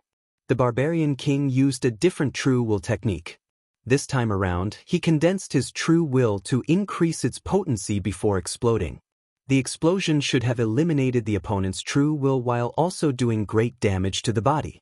Unfortunately for him, Wang Wei retaliated with the same condensing approach but executed more brilliantly. The clash of true will is invisible, undetectable, and indescribable to normal individuals. However, if it were to be expressed in a way for mortals to understand, then it could be summarized as such. The Barbarian King's condensation was as if he took the tallest mountain possible and crushed/condensed it into a ball the size of an egg before removing the pressure and allowing it to explode. However, Wang Wei's was as if he took the largest star possible and condensed it into a tiny dot. The result was the Barbarian King's right arm exploding in a pool of blood. However, this injury was nothing.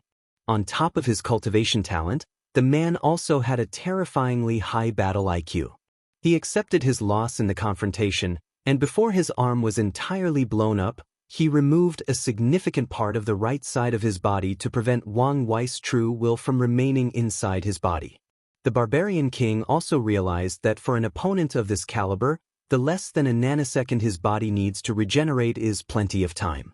So, the moment his arm was blowing up and he was protecting himself, he was also making a third move, growing 3 more limbs from his back. So, when Wang Wei was about to follow up with a second attack, the Barbarian King's 4 arms slapped each other, releasing a potent force that pushed the space between him and his opponent, thus separating them by a few hundred light years. The Barbarian King expected the opponent to be more aggressive and come after him, but Wang Wei stopped and waited for him. The king frowned. "What is this? Pity? Mockery?" His voice did not hide his annoyance. "Not at all," Wang Wei replied. "I just know this is still not your true pinnacle state, and I want to see and fight you at your best." "I understand," the king replied, his voice containing a deeper respect for his opponent. "I prepared this technique for the old man, but I guess you'll be the first one to see it."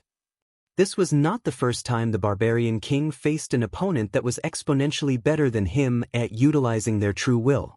After that defeat, he trained his true will non-stop but felt it was not enough. So, he developed a method that was unique to him to give him an advantage. Muscle will, an unknown will awakened from the Barbarian King's body to fuse with his true will.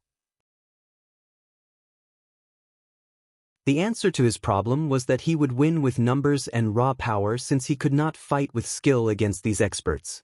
"What's going on?" Wang Wei asked himself, extremely baffled. The body could not have another will, especially after starting the body will fusion. Any will awakening from the body would just be part of someone's will manifestation. Unless he has 2 souls, which could make it possible, but it doesn't seem to be the case, Wang Wei thought as he observed every detail of this technique, trying to figure out its in and out. His gray eyes lit up and he saw something. This bastard. No wonder his body is so abnormal. Who knew he could think of such a thing? If you find any errors, ads pop up, ads redirect, broken links, non-standard content, etc., please let us know reports so we can fix it as soon as possible.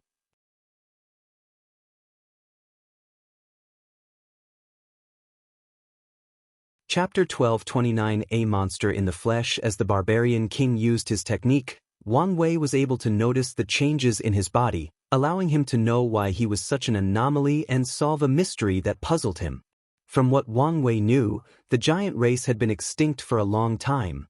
They existed in a time that could be described as ancient history even by this world's standards. The current giant race is the product of evolved creation life forms and has nothing to do with its ancestors.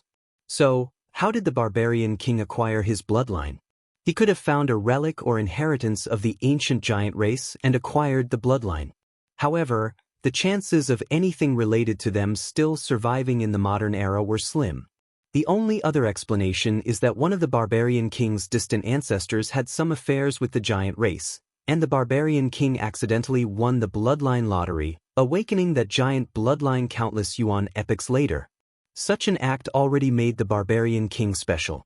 The Barbarian race was known for its powerful physiques and talent for body refining, and now, he also had the talent from the giant race, who could grow taller and bigger than the innate demon gods and the fiend gods. However, what truly impressed Wang Wei was what he did with that bloodline. The Barbarian King's body refining technique involved using his bloodline to condense a giant clone. He would cultivate that clone to be as big or strong as possible before fusing them into himself. This technique was like an origin cultivator had cultivated hundreds of Dharma bodies to fuse with. Wang Wei could tell that the Barbarian King's skin, muscles, flesh, bones, organs, and blood were fused with hundreds of giant clones, turning his physique into the monstrous entity that it is currently. One giant already takes so many resources to cultivate, but he fused with hundreds of them, Wang Wei lamented. The barbarian race must have dedicated so much effort to train this bastard, but why was he living in this desolate place? As soon as he asked his questions, Wang Wei had an answer, so he could only shake his head. The Barbarian King awakened the will of all the giant clones he had previously absorbed, fusing them into one before combining them into his true will. The lightning around his eyes was no longer red but purple. "Now, I'm at my best," the Barbarian King declared. "Indeed. In that case, let's get this show started." Wang Wei used his fate escape technique to appear before his opponent and punched him in the stomach. The Barbarian King responded by blocking with his left elbow. This attack was an initial test, so Wang Wei used the previous condensing technique. As expected, the Barbarian King learned from the previous battle and drastically improved, but he was still not in the same league as Wang Wei. However, he did not need to. His muscle will made up for the parts he was lacking, allowing him to make up for the gap. Invincible aura, a golden shade enveloped the Barbarian King's body, and his overall atmosphere changed. Anyone looking at him would know he was a man of indomitable spirit. Yes, he had an invincible battle streak, but that was not why he was invincible. He was invincible because of his nature to never give up no matter the situation. He was invincible because he believed that no one could stop his path forward. The Barbarian King's power increased since this technique could grant a Grand Dao boost. He went from a strength of 99% of Grand Dao source to 9,999%, climbing closer to the strength of the Paragon realm. His right hand then went directly to Wang Wei's head, but the latter responded appropriately. Determinism aura, a dark gray hue emanated from his body and enveloped the world, turning into a dark shade. The golden light around the Barbarian King's body faltered as a terrifying feeling of fatalism. The Barbarian King's mind was suddenly full of the idea that a higher power determined everything in his life, and all his accomplishments, including his battle victories, were not the result of his actions or capabilities but determined by fate. These thoughts almost destroyed his belief system.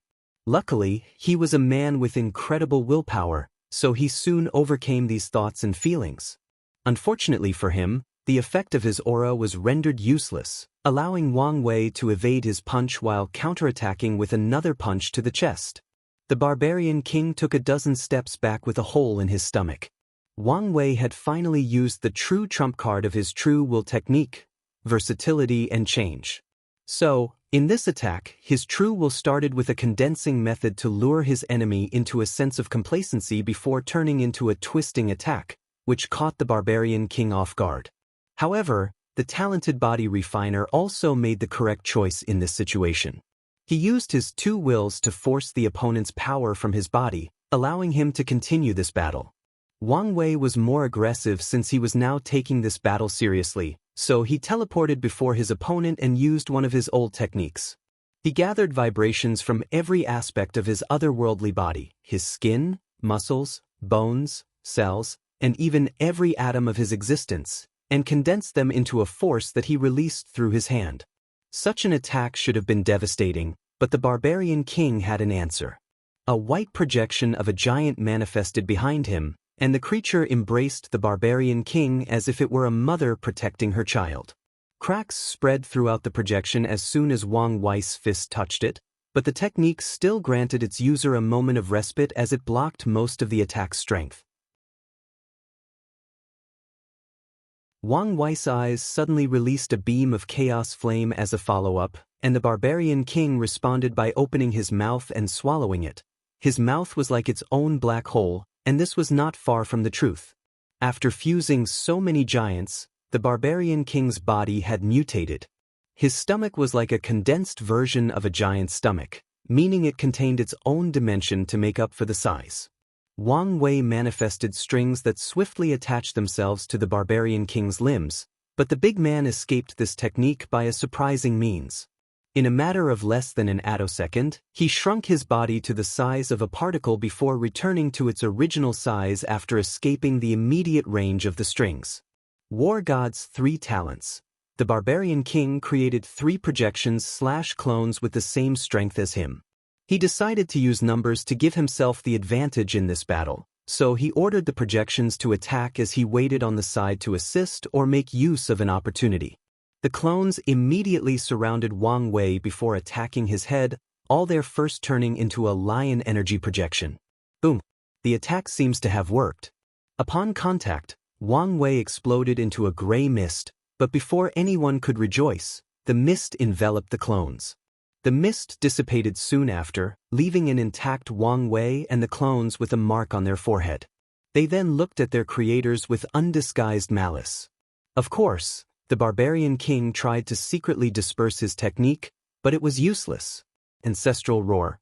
He opened his mouth for a sonic attack with a wide area of effect.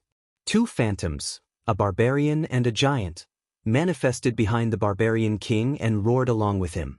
This sonic attack not only released a potent vibrational effect but also contained an oppressive power that wanted to crush everything in its path. It also includes a third characteristic, attacking the mind/spirit/soul. Wang Wei controlled the 3 clones to stand before him and combined their strength for one attack, which created a direct path into this terrifying roar. He then manipulated his blood to condense into a spear and threw it through that path. The Barbarian King's face changed as he sensed an unbelievable penetrating power from that spear. Even the true will attached to it involved a skill based on penetration. His mind went into overdrive to analyze the situation, and he realized that most of his defensive skills would be instantly pierced. So, he controlled his body to dissipate his skin, muscles, flesh, blood, and organs, leaving only his bones, which were the hardest part. He raised his bony arms to block the blood spear. For a brief moment, the Barbarian King stopped the attack, proving he made the right choice. Sadly, his opponent was thinking a few moves ahead of him. The blood spear suddenly exploded into blood needles with the same piercing potential, embedding themselves in all his 365 bones. The Barbarian King's face changed as he realized the severity of his situation. The needles contained scattered true will, so he immediately tried to remove them. Unfortunately, there were so many of them that it would take him way too long to deal with every individual one. The king turned his attention to Wang Wei, who was already before him. As he was about to respond, the blood needles and true will exploded, temporarily paralyzing him. Then Wang Wei calmly touched his bones and sealed his power. "You lose," he declared. "If you find any errors, ads pop up, ads redirect, broken links, non-standard content, etc., please let us know reports so we can fix it as soon as possible."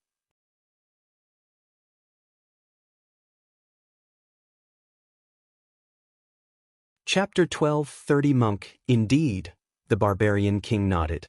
This feeling is still terrible. Had only been defeated a handful of times in his life, and it was never a positive experience. "That's true," Wang Wei nodded. "You've tested defeat?" "Once, well, a few times, but only once that I truly acknowledged," he nodded. "Someone has defeated you? I would love to meet such a talent." "Dead." "That makes sense," the Barbarian King nodded. He took a moment to break the seal from his body as he did not like the sense of weakness he was currently feeling. "My intuition tells me you came here for a purpose, so let's talk somewhere private." He punched the air to create a space passage, and Wang Wei followed him. They soon arrived in a lavish palace, and as soon as they landed, a beautiful woman rushed into the barbarian king's arm. "Monk, are you all right?" Wang Wei looked at this woman. She wore an elegant dress that reminded him of Mongol royalty from Earth, especially with the over-the-top headdress. She was taller than him but still looked tiny before the barbarian king. The barbarian race's culture and identity resembled Mongolia from Earth. Why is that? Could there be other races inspired by Eastern Asia? What is the connection with Earth? Why is Grand Dao allowing their existence but not other races from the prehistoric world? Wang Wei had these thoughts for a while after meeting the barbarian twins during Gu Xian's trial. However, they resurfaced after today's meeting, and he hoped he could find some answers. "I'm fine," MÖngke reassured his wife. He then introduced her to Wang Wei. "This is my main wife, Dulgun." "Main wife?" Wang Wei thought, but he did not state that out loud. He saluted. "It's a pleasure to meet you, madam. You have defeated my husband in combat, meaning you're our honored guest." "So, the pleasure is all mine," she saluted back. "Give us some privacy while I talk to him," MÖngke said, and his wife nodded. The barbarian king led him to a beautiful garden with a waterfall that spewed rainbow-colored water. Wang Wei's eyes lit up since this garden was even more marvelous than the one he built in his court. "Your wife's work?" he asked. "It looked so, doesn't it?" MÖngke laughed. "But no. I built this place to reduce my bloodlust and calm my mind." "That's a wise move," Wang Wei praised. "It's one thing to love battle but another to be obsessed with it." The two sat down, and MÖngke served his best wine reserved for opponents that he respects. "What did you want to talk about?" "Before that, I don't even know how to address you." "The name's Wang Wei, meaning Great King. MÖngke, representing eternity in our language," the barbarian king replied. Wang Wei nodded. "It'll be direct. Are you not completely cut off from the outside world?" "I know what's going on." "Then you should have heard of the Son of Era or the Destined One?" "You don't mean?" "That's right." "That explains your monstrous talent," MÖngke muttered. "So, you came here to hide?" "No, the opposite. I came to conquer this place," Wang Wei admitted directly, making the barbarian king squint. He paused briefly before saying, "I have no issue serving under you," MÖngke replied. "However, I have two conditions, one being non-negotiable." "I'm listening." "The non-negotiable condition is that my servitude is temporary until we end this era, and you cannot enslave my soul." Wang Wei squinted his eyes. He mulled it over but did not immediately reject such a condition. "Can I ask why?" "I am the hope and future of the barbarian race," MÖngke replied succinctly. "You're their primal paragon seed?" "That's right." Wang Wei grunted softly. The barbarian race was not part of any of the 13 overlords, but they were a top lineage with one primal paragon. However, if they had a second one, they would meet the minimum requirements for a seat as one of the overlords. "I can accept your condition, and we can even sign a binding contract," Wang Wei agreed after pondering about it for a while. He considered many things before making this decision, but the crux of the reason he accepted is the barbarian race. Firstly, they acted similarly to the Dao opening sect when it came to treating their people, especially their genius. As such, Wang Wei knew there was a high chance these people would go to war with the sect for MÖngke, even knowing they had a small chance at winning. In general, the barbarian race is a low-key and pretty isolated faction, probably due to their different culture and customs. As such, they are neutral in most situations or events, but their only enemy is the Pre-March Origin Temple, one of the 13 overlords, composed of the innate demon gods. Their feud started because one of their geniuses was assassinated, and since then, they've been at odds with the innate demon gods. They even formed a loose alliance with the tribal Sacred Mountain, another overlord ruled by the demon race and enemy of the Pre-March Origin Temple. Wang Wei did not want to make an enemy of the barbarian race, even though it may be worth it for MÖngke. In the new era coming, primal paragons will no longer be the deciding factors of the top factions, but half-step transcendent will. He hasn't known MÖngke long enough to determine whether he's talented enough to walk the path of transcendence, and forcing him to serve him might ruin his talent. So, he accepted his proposal. Having the barbarian race as an ally should be very beneficial to the sect, Wang Wei thought. What's your second condition? I want the opportunity to personally tear off the Earth Emperor's head, MÖngke said with bloodlust in his eyes. He's the reason you're here? That's right, MÖngke nodded, his eyes containing deep hatred. The bastard envies my talent, so he first tried to force me to become his son-in-law. When our tribe refused, he found an excuse to persecute us. To save me, the clan had to label me as a traitor and exile me, but even then, the bastard would not let it go. I had to come here to hide. Given the fact he might have secretly eliminated some of his talented children, not surprised by this, Wang Wei commented. Well, I have no issue with this condition. Anyway, whether you kill him or I do is fine by me, as long as he's dead.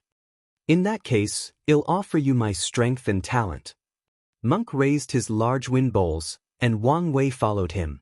They toast to their new alliance before chugging the bowl down. The next step was to sign the contract, but MÖngke said his wife would negotiate the nitty-gritty details, and Wang Wei was fine with that. Can I ask about this pagoda? You can use it, but you can't have it. Wang Wei's lips twitched. I didn't want it, I simply wanted to know its details. I see. Well, this is what I received from my blessing ceremony. You received a supreme chaos treasure from your ceremony? That's right. No wonder your race has so much faith in you, Wang Wei sighed. The barbarian race was not a monolith, meaning they were divided into tribes and different bloodline lines. One thing they had in common was their spiritual practice, which involved worshipping spirits.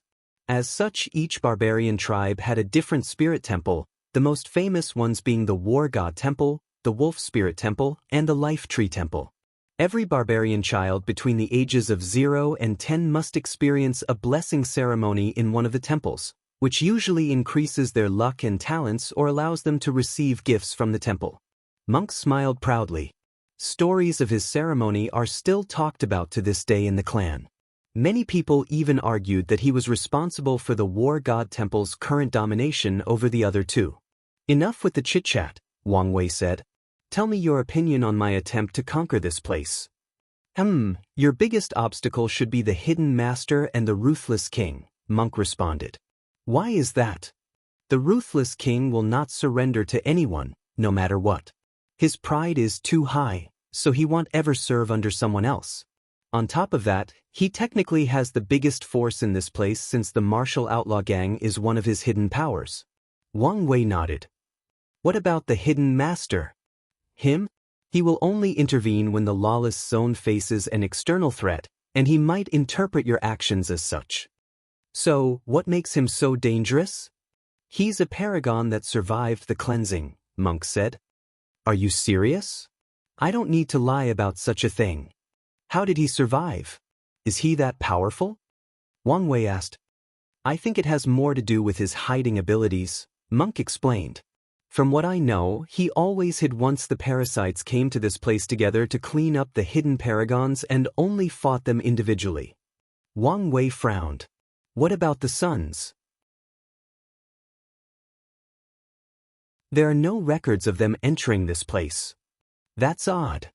Indeed, MÖngke nodded. If you find any errors, ads pop up, ads redirect, broken links, non-standard content, etc., please let us know reports so we can fix it as soon as possible.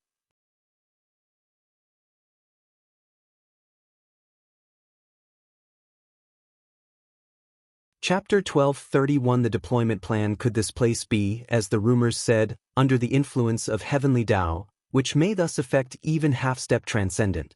Wang Wei did not like this line of thought since that would indicate that heavenly Tao was a much more powerful transcendent than supreme unity and Mithria.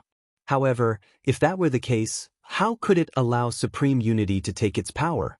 Unless achieving half-step transcendence was a standard method allowed by Grand Tao, thus granting sentient beings a chance at controlling heavenly Tao, Wang Wei analyzed. He grunted softly, still not liking this explanation.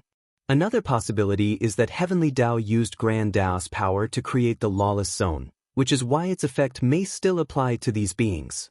However, why would it have to do so?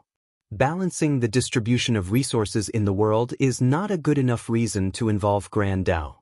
So, is there a deeper secret about this place, or is my theory completely wrong? Wang Wei wanted answers, but he also realized that thinking alone would not help. Once he's done conquering this place, he might have to take some time and investigate its secret. I have one more thing to ask you about, Wang Wei asked.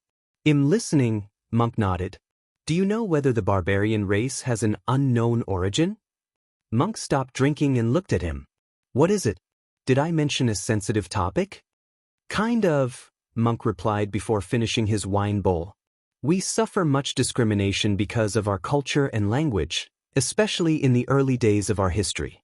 Yet, Buddhism is perfectly fine despite also being an anomaly. Wang Wei understood what he meant. Buddhism's name and culture still retain aspects of their origin in India, meaning they are also an anomaly in the universe. However, they are widely accepted and even worshipped across the chaos universe. Your race should have been curious about your origin. Didn't you try to explore it? Wang Wei asked. We did, Monk replied. The result was that we were born in the eternal ascension world, just like everyone else, and our culture diverged from others at a certain point in our early history. Meaning there was no anomaly from your development? You just naturally evolved such a culture? Correct, Monk nodded. Another possibility is a higher power influenced you without even noticing it, Wang Wei nodded, and Monk gave him a praising look. We deduce the same thing after realizing that most of our brethren from other source chaos worlds evolved in the same way. They developed the same culture with minor changes in languages and so on. Wang Wei pondered about the situation. He was intrigued by Buddhism and the barbarian race's origin, believing them to have some connection with the prehistoric world in one form or another.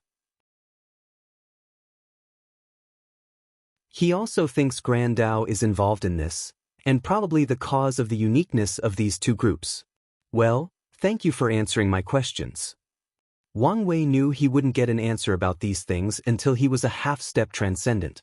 By then, it might not even be difficult, as asking Hongjun directly might get him answers. It's fine, but can I ask you a question? Monk nodded. By all means. Why is your battle IQ so high? The way you fight is not the result of talent alone. It's more like you've experienced trillions of battles, but from what I can detect, you're a very young Empyrean, maybe too young. So, how is that possible? Quite observant, Wang Wei praised as he raised his hand to condense a talisman. Consider a meeting gift. Dream combat, Monk uttered after detecting the information inside. He closed his eyes before opening them 5 minutes later. The big man did not hide his excitement. Thank you, he said sincerely. He could not fight and learn at all times, even when awake or doing menial tasks. There was no greater gift for someone like him. No problem. I did not expect someone else to love battle as much as I do, Monk added. Such a brilliant technique. Why didn't I think of it before? I wasn't the sole creator, but we indeed enjoy the art of combat, but I doubt as devoted as you. Oh, there is someone else? Can I meet him? He's still in the lower dimension and probably won't ascend for a while. That's a shame. However, when he does, please notify me, and I will hold a grand banquet to welcome him. No problem. The two chatted briefly before ending this meeting. The outside world was shocked by the barbarian king's defeat, but the big man lay on his huge bed beside his wife. So, what do you think? Only someone chosen by fate with such tremendous destiny could defeat you, Dulgun nodded. Then she asked, you said his name was Wang Wei? Yes, why? Do you think he's from that Wang clan? It's possible, but Wang is such a common surname. What do you think is most likely? That he's an extremely talented individual with great destiny with that surname, or chosen for that destiny because he's from that Wang clan? You have a point, Monk nodded. If that's the case, our alliance doesn't have to end once we defeat these parasites. We can extend it to involve our respective factions. Are you sure about this? Dulgun asked. You should understand how our elders value their neutrality. Many people believe that once these parasites are removed, the world will return to the era of the 13 overlords. However, these people have not figured out that the two suns have broken the previous situation. The upcoming era is not a return of the old time, but a new competition to re-establish the game board. Whoever can reach the same realm as them will become the new chess player, MÖngke said. But can anyone achieve such a cultivation realm? Dulgun asked, not hiding her certainty. These two seem to be outliers. So many paragons and top powerhouse from this world participated in that event, but only those two survived. Being the first to do something is usually the hardest part, MÖngke commented. Now that everyone knows it is possible and can even observe the person who succeeded, it will become easier to recreate. More importantly, I don't believe all those participants who died in that event did learn or bring something with them from the experience. MÖngke had to think of his future. Once he perfected his body-will fusion, he can open the gate of flesh to become an inextinguishable paragon. With his talent and the support of the clan, he had complete confidence in attaining the title of a primal paragon. So, his vision must be wider and look beyond the paragon realm. You have a point, Dulgun nodded. The two discussed their future in the night, and the next morning, they started the negotiation. To their surprise, Wang Wei was not strict or difficult about the binding contract they needed to sign, making Dulgun, the master negotiator, suddenly feel at a loss given how easy and smooth the entire thing was. Wang Wei could discern MÖngke's personality, and he was the loyal and honorable kind who would keep his word even if it meant his death. As such, he showed his charisma through this discussion by being lenient. This was an excellent way to show his trust and create a better relationship with such a talent as MÖngke. Since everything has been negotiated, let's discuss our next step, Wang Wei declared. The three of them pooled their knowledge together about this place before laying out a plan to sweep the place. The simplification of the plan was that Wang Wei would deal with the pavilions while MÖngke dealt with the demons. Then, they worked together to take down the gangs before facing the ruthless king and the hidden master. Once everyone had their roles, they deployed. Wang Wei went to the Dark Cloud Pavilion, MÖngke visited the Poison Demon, and his main wife, Dulgun, who was an everlasting Empyrean with a cultivation of 73%, went to see the Puppet Demon. Wang Wei secretly returned to the Dark Cloud Pavilion city, and a few people were already waiting for him. He calmly looked at these assassins that he took control of. What is the situation? We've taken control over the law enforcement hall, replied the petite assassin. However, the most powerful members of the pavilion are the Dark Mist assassins, and they only served the pavilion master. We could not even come close to them, let alone try to control them. You did more than enough, Wang Wei nodded. Anything else to report? The pavilion master may have been suspicious of our movements. May. He has always been suspicious by nature, the petite woman explained. Suspicions came with this job, so that was not surprising. However, lately he has been ramping it up a little. It's fine if he's suspicious since we can use that against him. The only problem Wang Wei feared was the pavilion master to hide and now show his face, forcing him to waste time and search for him. If you find any errors, ads pop up, ads redirect, broken links, non-standard content, etc., please let us know reports so we can fix it as soon as possible.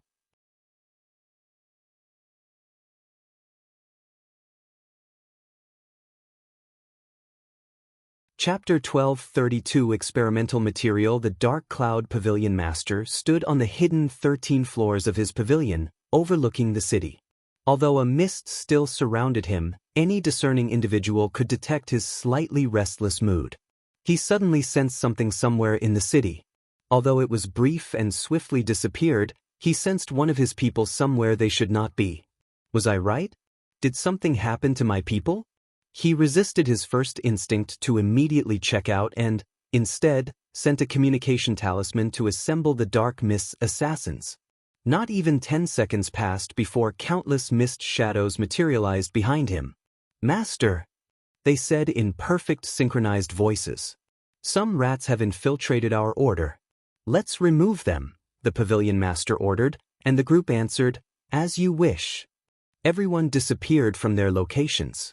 The pavilion master led them to a house hidden underground in the worst area of this city where only mortals lived. Whoever picked this location chose an excellent spot, and the protection around this hidden base was also well done, the pavilion master sneered. He expected as much from someone who may have successfully corrupted his men against him. However, it did not matter how capable the person was or who was behind them, he would eradicate this threat as soon as possible. I hope it's one of the other pavilions so I can use this excuse to extort resources from them, the Dark Cloud Pavilion Master thought as he ordered his people to break in. As expected, the people inside resisted, using the formation in this base to fight them off. However, it was useless as the Dark Mist assassins slaughtered everyone in sight.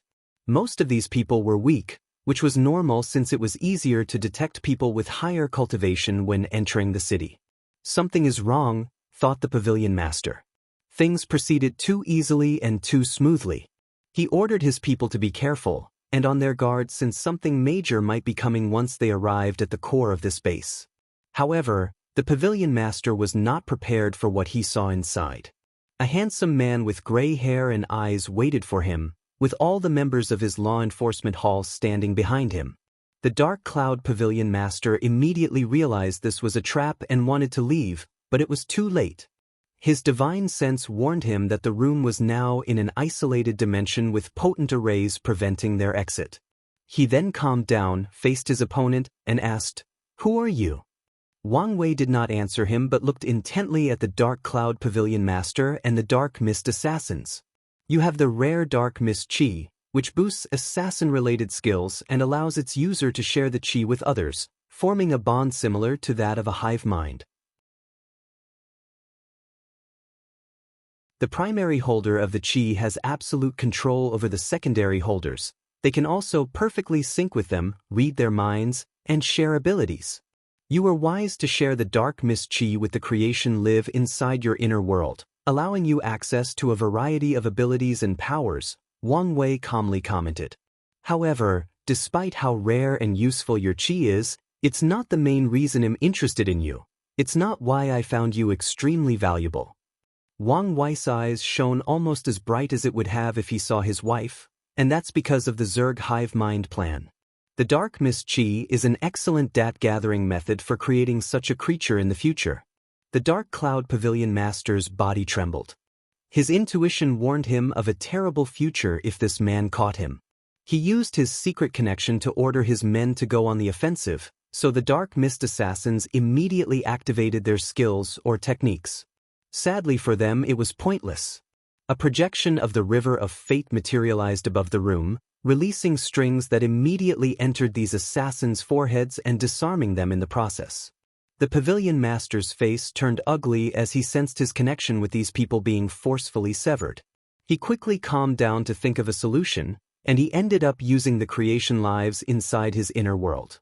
Although he could not allow these people to leave his world since he was only a Dao ruler, his unique Chi allowed him, to some extent, access to many of their broken abilities. Breaking Void, the Dark Cloud Pavilion Master disappeared from the room as he chose a talent to help him escape the situation. Unfortunately for him, he reappeared in the same room after another second after navigating through hundreds of spatial layers. Wang Wei suddenly appeared before him and punched him. The Dark Cloud Pavilion was not instantly outclassed despite the situation. He responded by using an ability that turned her body into blue stone and even successfully blocked Wang Wei's terrifying punch. However, this was the extent of his ability and this fight. As soon as his body touched Wang Wei's fist, his face changed because a powerful seal enveloped his inner world and sealed his power. The Pavilion Master still resisted, trying one last effort to remove that seal as swiftly as possible and continue this fight, but Wang Wei released a soul attack to knock him out. Wang Wei muttered as he looked at these people. It would be terrible if my Zerg could be dealt with so easily, especially the hive mind communication system. Maybe I should build a small and independent river of fate for the communication system. This should prevent most people from being capable of interfering with it. Wang Wei nodded as he liked this plan. However, he also understood he was getting ahead of himself. He had a long way to go before he could even attempt this plan. Let's move on to the next step, Wang Wei ordered. With the dark cloud pavilion under his control, Wang Wei swiftly took control of over 80% of the pavilion before targeting the remaining 20%. The pavilion had its own people for assassination tasks. However, the pavilion master was a wise man who still found a way to expand his numbers and preserve his strength in the process. He divided the assassination hall into the inner and outer halls. The inner hall belonged to the dark mist assassins, or people close to him, while the outer hall recruited foreigners who served as assassin mercenaries. Anyone can join the assassin hall. They complete missions and receive resources as compensation. The pavilion will even invite talented individuals to join the inner hall. Thus, this hall also serves as a recruiting method. Wang Wei controlled the pavilion master to activate the Ji Supreme Summon, which is a rare event in which the pavilion demanded all the outer members to show up for an important meeting. This was the only mandatory thing in the outer hall, and anyone who refused the call could forfeit their identity. Based on the situation, these people might be blacklisted from the entire Lawless zone. With this massive summon, assassins as low as iron and as high as gold swiftly headed to the Dark Cloud Pavilion. Sadly, they were walking into a lion's den. Wang Wei showed no mercy and controlled these people, forcing them into his servitude. Once everything was under control, he prepared to head to the Green Earth Pavilion when he received a talisman from MÖngke. Did something happen? Wang Wei read the information and soon afterward, the space between him opened a portal to release something. MÖngke traveled to a small planet. At first glance, this planet seemed beautiful and could be described as a heavenly paradise. The mortals were happy, had plenty to eat, and lived fulfilling lives. However, only a few people knew this was just a facade. MÖngke teleported directly to a towering mountain surrounded by a mist. As soon as he arrived, the mist on top of the mountain receded, showing a woman who embodies the idea of a demoness. She wore a long white robe that trailed behind her, but her hair was abnormally dark. It could be described as Vanta black. She used a dark green powder to shade her lips, and her pointy nails were purple-black. The poison demoness looked down the mountain with her violent eyes. "Barbarian King? Why are you here?" she asked before suddenly remembering something. "I heard you were defeated yesterday." She did not hide the schadenfreude from her voice. "Are you here to get some poison from me to defeat your opponent? Do you think him that kind of person?" MÖngke rebutted. "True," nodded the demoness. "So, what's your purpose here?" "I haven't cultivated a new batch of poisons that are somewhat effective for your body tempering." Her voice contained a hint of annoyance and embarrassment at the last sentence. "I'm here on behalf of the new lord I serve under," MÖngke said calmly, making the demoness squint her eyes. "Surrender or be forced to do so. If you find any errors, ads pop up, ads redirect, broken links, non-standard content, etc., please let us know reports so we can fix it as soon as possible."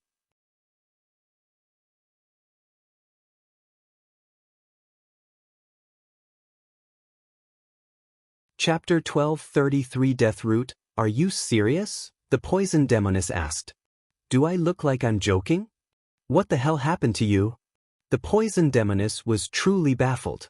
She had a decent relationship with the Barbarian King, as he sold the latter unique poisons that helped him temper his willpower. However, he suddenly turned on her out of nowhere. "Aren't you tired of hiding in this tiny place? Forced to leave on the little resources and being alienated from the outside world? Well, if you join us, you'll have an opportunity to live freely in the outside world." "You're really crazy," the poison demoness stated. "So, is that a no?" MÖngke asked his voice no longer as calm and reassuring as it used to be. The two looked at each other from across the mountain, and after a few seconds, the demoness walked away, and the mist completely swallowed the mountain. Boom! The mountain trembled as MÖngke attacked the arrays.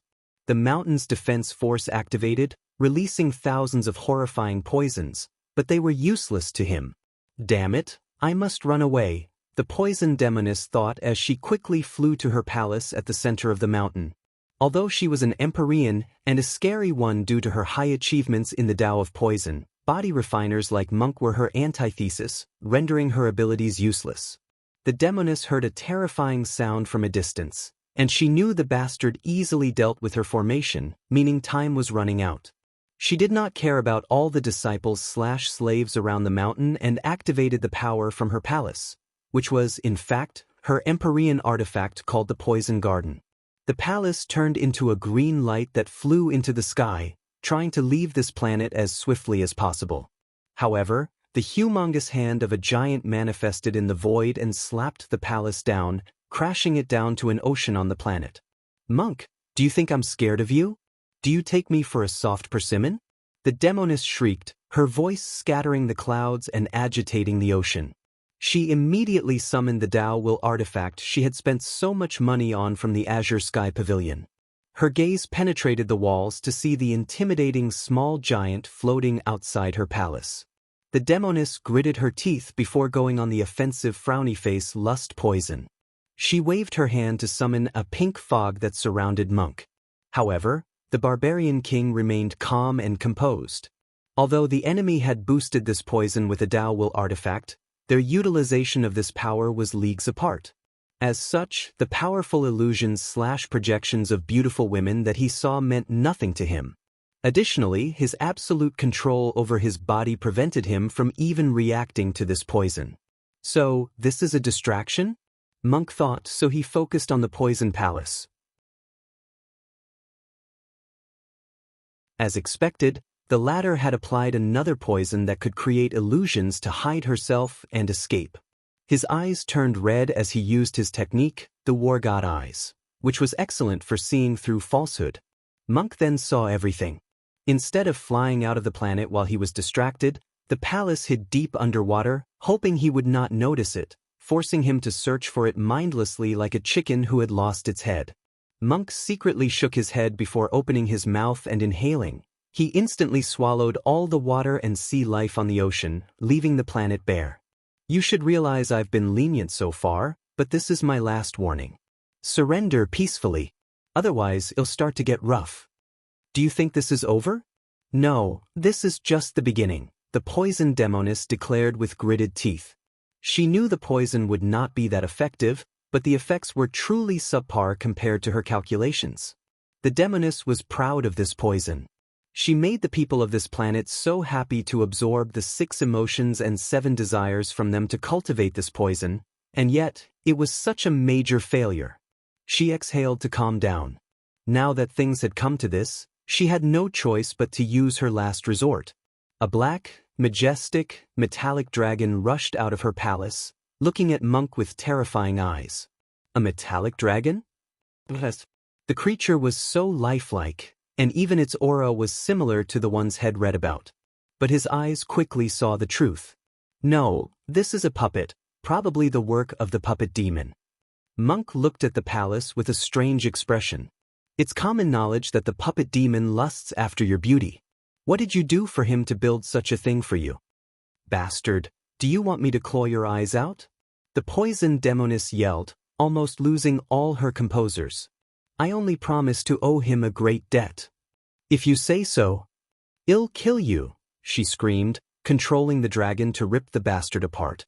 However, MÖngke calmly shook his head.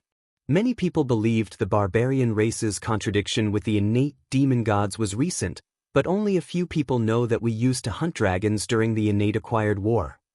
In fact, hunting dragons used to be a part of culture. It was a way for any warrior to prove their might. MÖngke grinned. "I always thought it was unfortunate that this custom was no longer in place. However, your little dragon might allow me to live some of my childhood fantasies." He clenched his fist before attacking. Dragon-slaying fist, penetrating spear, MÖngke's attack released a piercing attack that left a hole in the dragon puppet. The hole immediately released a green poisonous gas, but such a thing was useless to him. So, he continued his attack. Dragon-slaying fist, destruction hammer. He appeared above the dragon's head and used a brutal attack that pulverized the creature's cranium. However, the puppet was still moving despite losing its head. Its metallic claws and dragon tail continued attacking MÖngke, who easily evaded. With his eyes, he soon found the puppet core, and his body flew into the creature to rip it out from the other side. The poison demoness looked at this with hopelessness. She prepared this expensive puppet in case she had to deal with MÖngke or any other body-refining bastards one day. However, she did not expect the bastard to be this powerful. "Don't make me break your palace," MÖngke declared. He knew if he broke her proven Dao artifact, it would take some time to fix, thus rendering her unable to perform at full capacity. Such a fact could delay their plans to end this era, so the best way to deal with her surrender was for her to give up now. The poison demoness sat on a throne in one of the rooms in her garden. She looked at MÖngke outside with loathing and hatred. However, when she saw him clenched his fist, she exhaled to calm down before deactivating the garden's defenses. Not long after, the barbarian appeared in her throne room, and the demoness did not stop looking at him with hatred. "If only I didn't lose that poison," she said with gritted teeth. "I would have you beg for your life before killing you." "Oh, what kind of poison would make you so confident?" "Death root poison. That's a tier 12 poison that can even kill a paragon.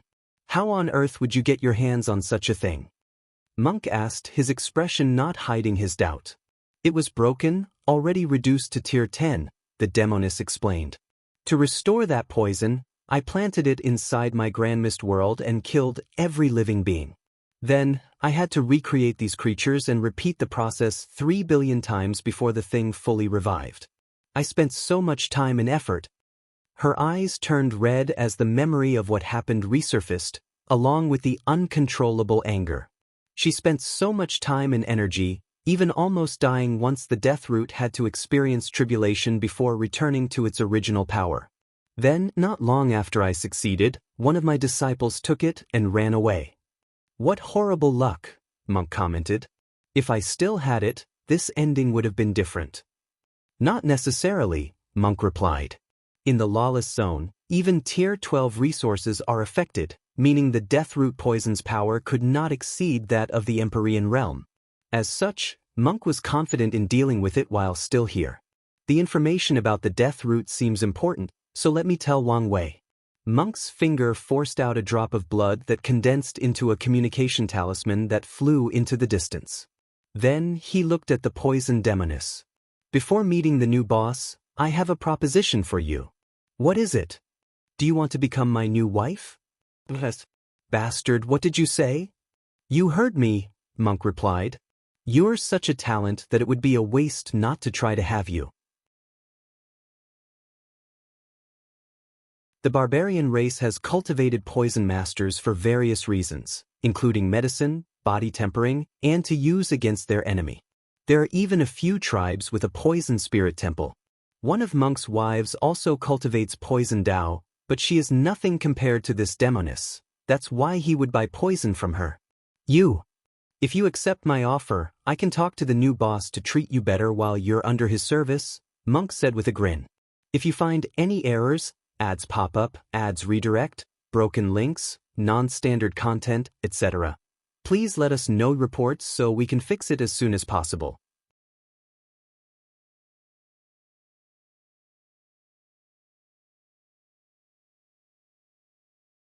Chapter 1234 Dulgun vs. Puppet Demon. Dulgun arrived before an enormous black cauldron floating in the void.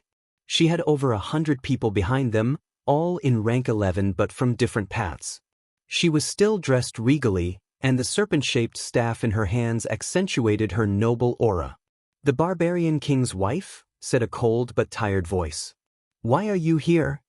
"My name is Dulgun and you know that," she stated calmly. "I'm here to ask you to surrender and follow me peacefully." The void was momentarily quiet before the puppet demon stated, "It seems the Barbarian King did not come. Go away. I don't have time to waste on you."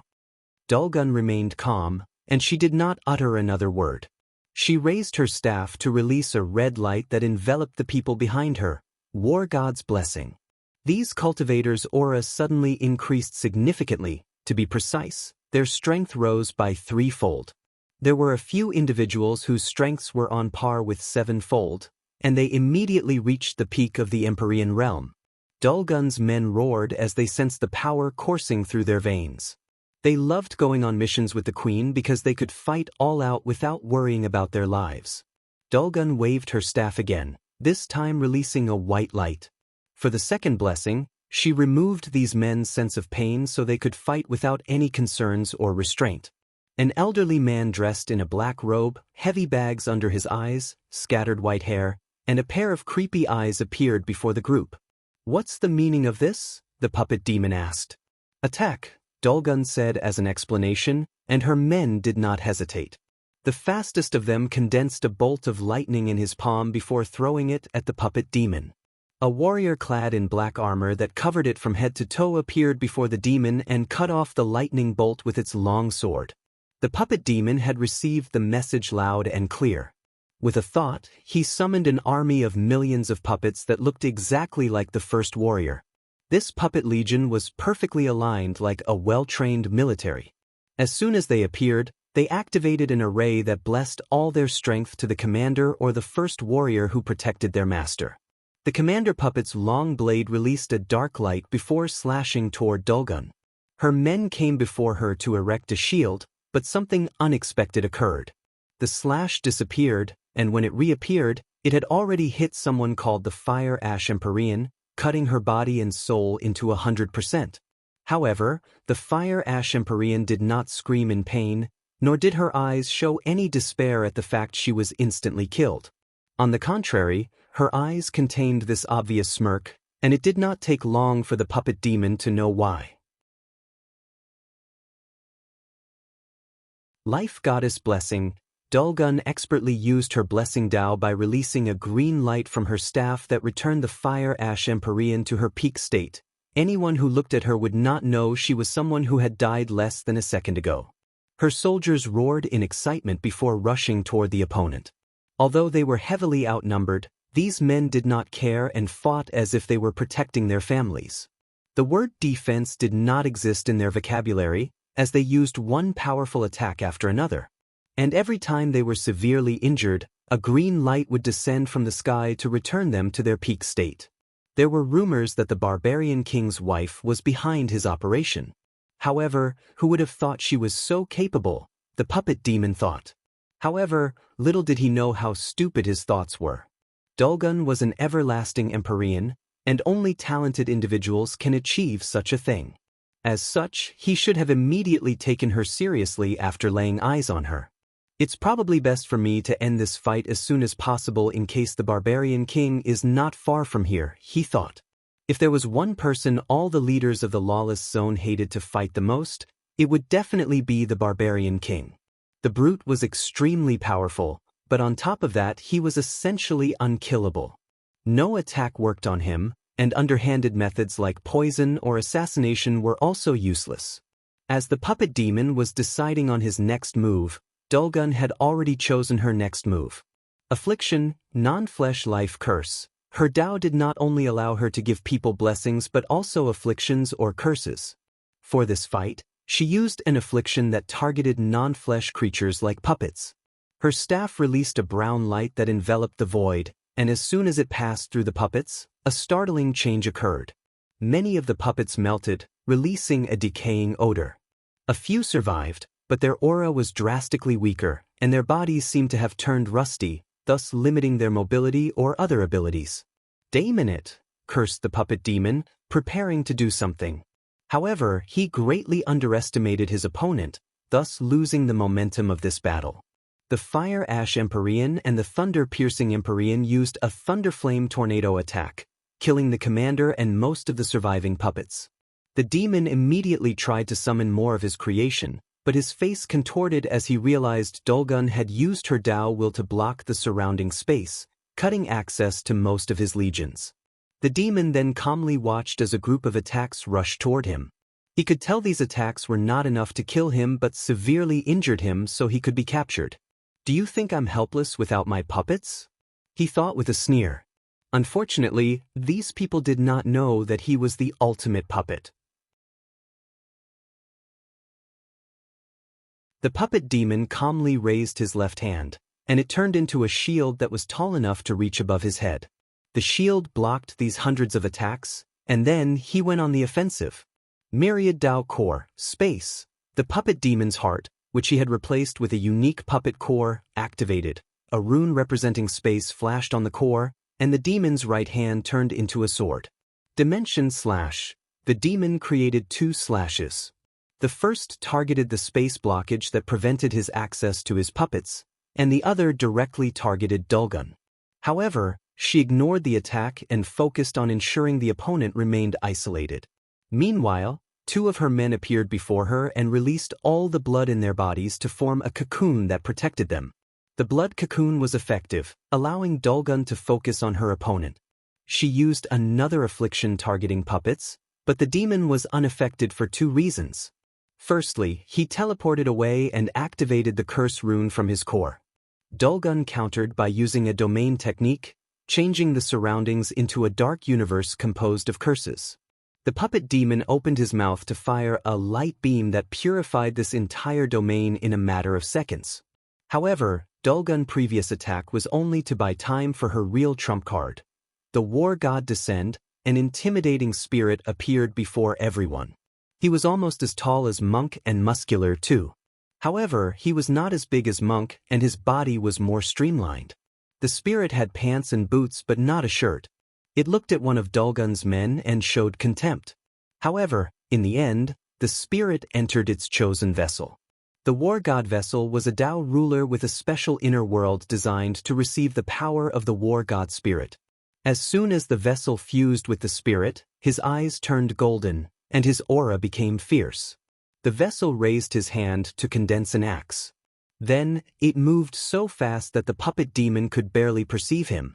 The vessel slammed its axe on its opponent with unparalleled force and terror. The demon reacted swiftly, turning his core to the gold rune and the defense rune. The puppet demon's arms turned golden as he crossed them, with a thin but potent shield surrounding them. However, this was useless. The axe shattered his left arm as it contained a brilliant skill that targeted a person's weakness.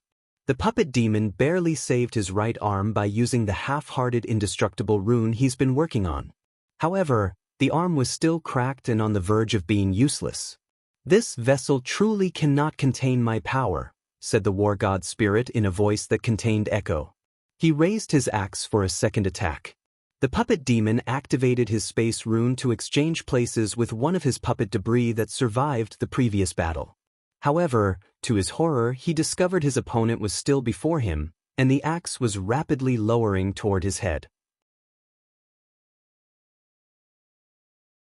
Despair enveloped his mind as it was too late for him to move. The sounds of metal clashing echoed in the void.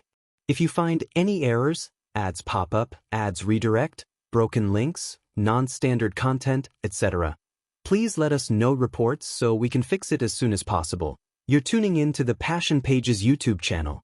We're so grateful for your support and don't forget to subscribe to join us on this incredible journey through captivating stories. Your generosity through donations truly makes a world of difference, as it's the primary source of revenue that allows me to expand and enhance this channel for you. Thank you from the bottom of my heart for being a part of this adventure.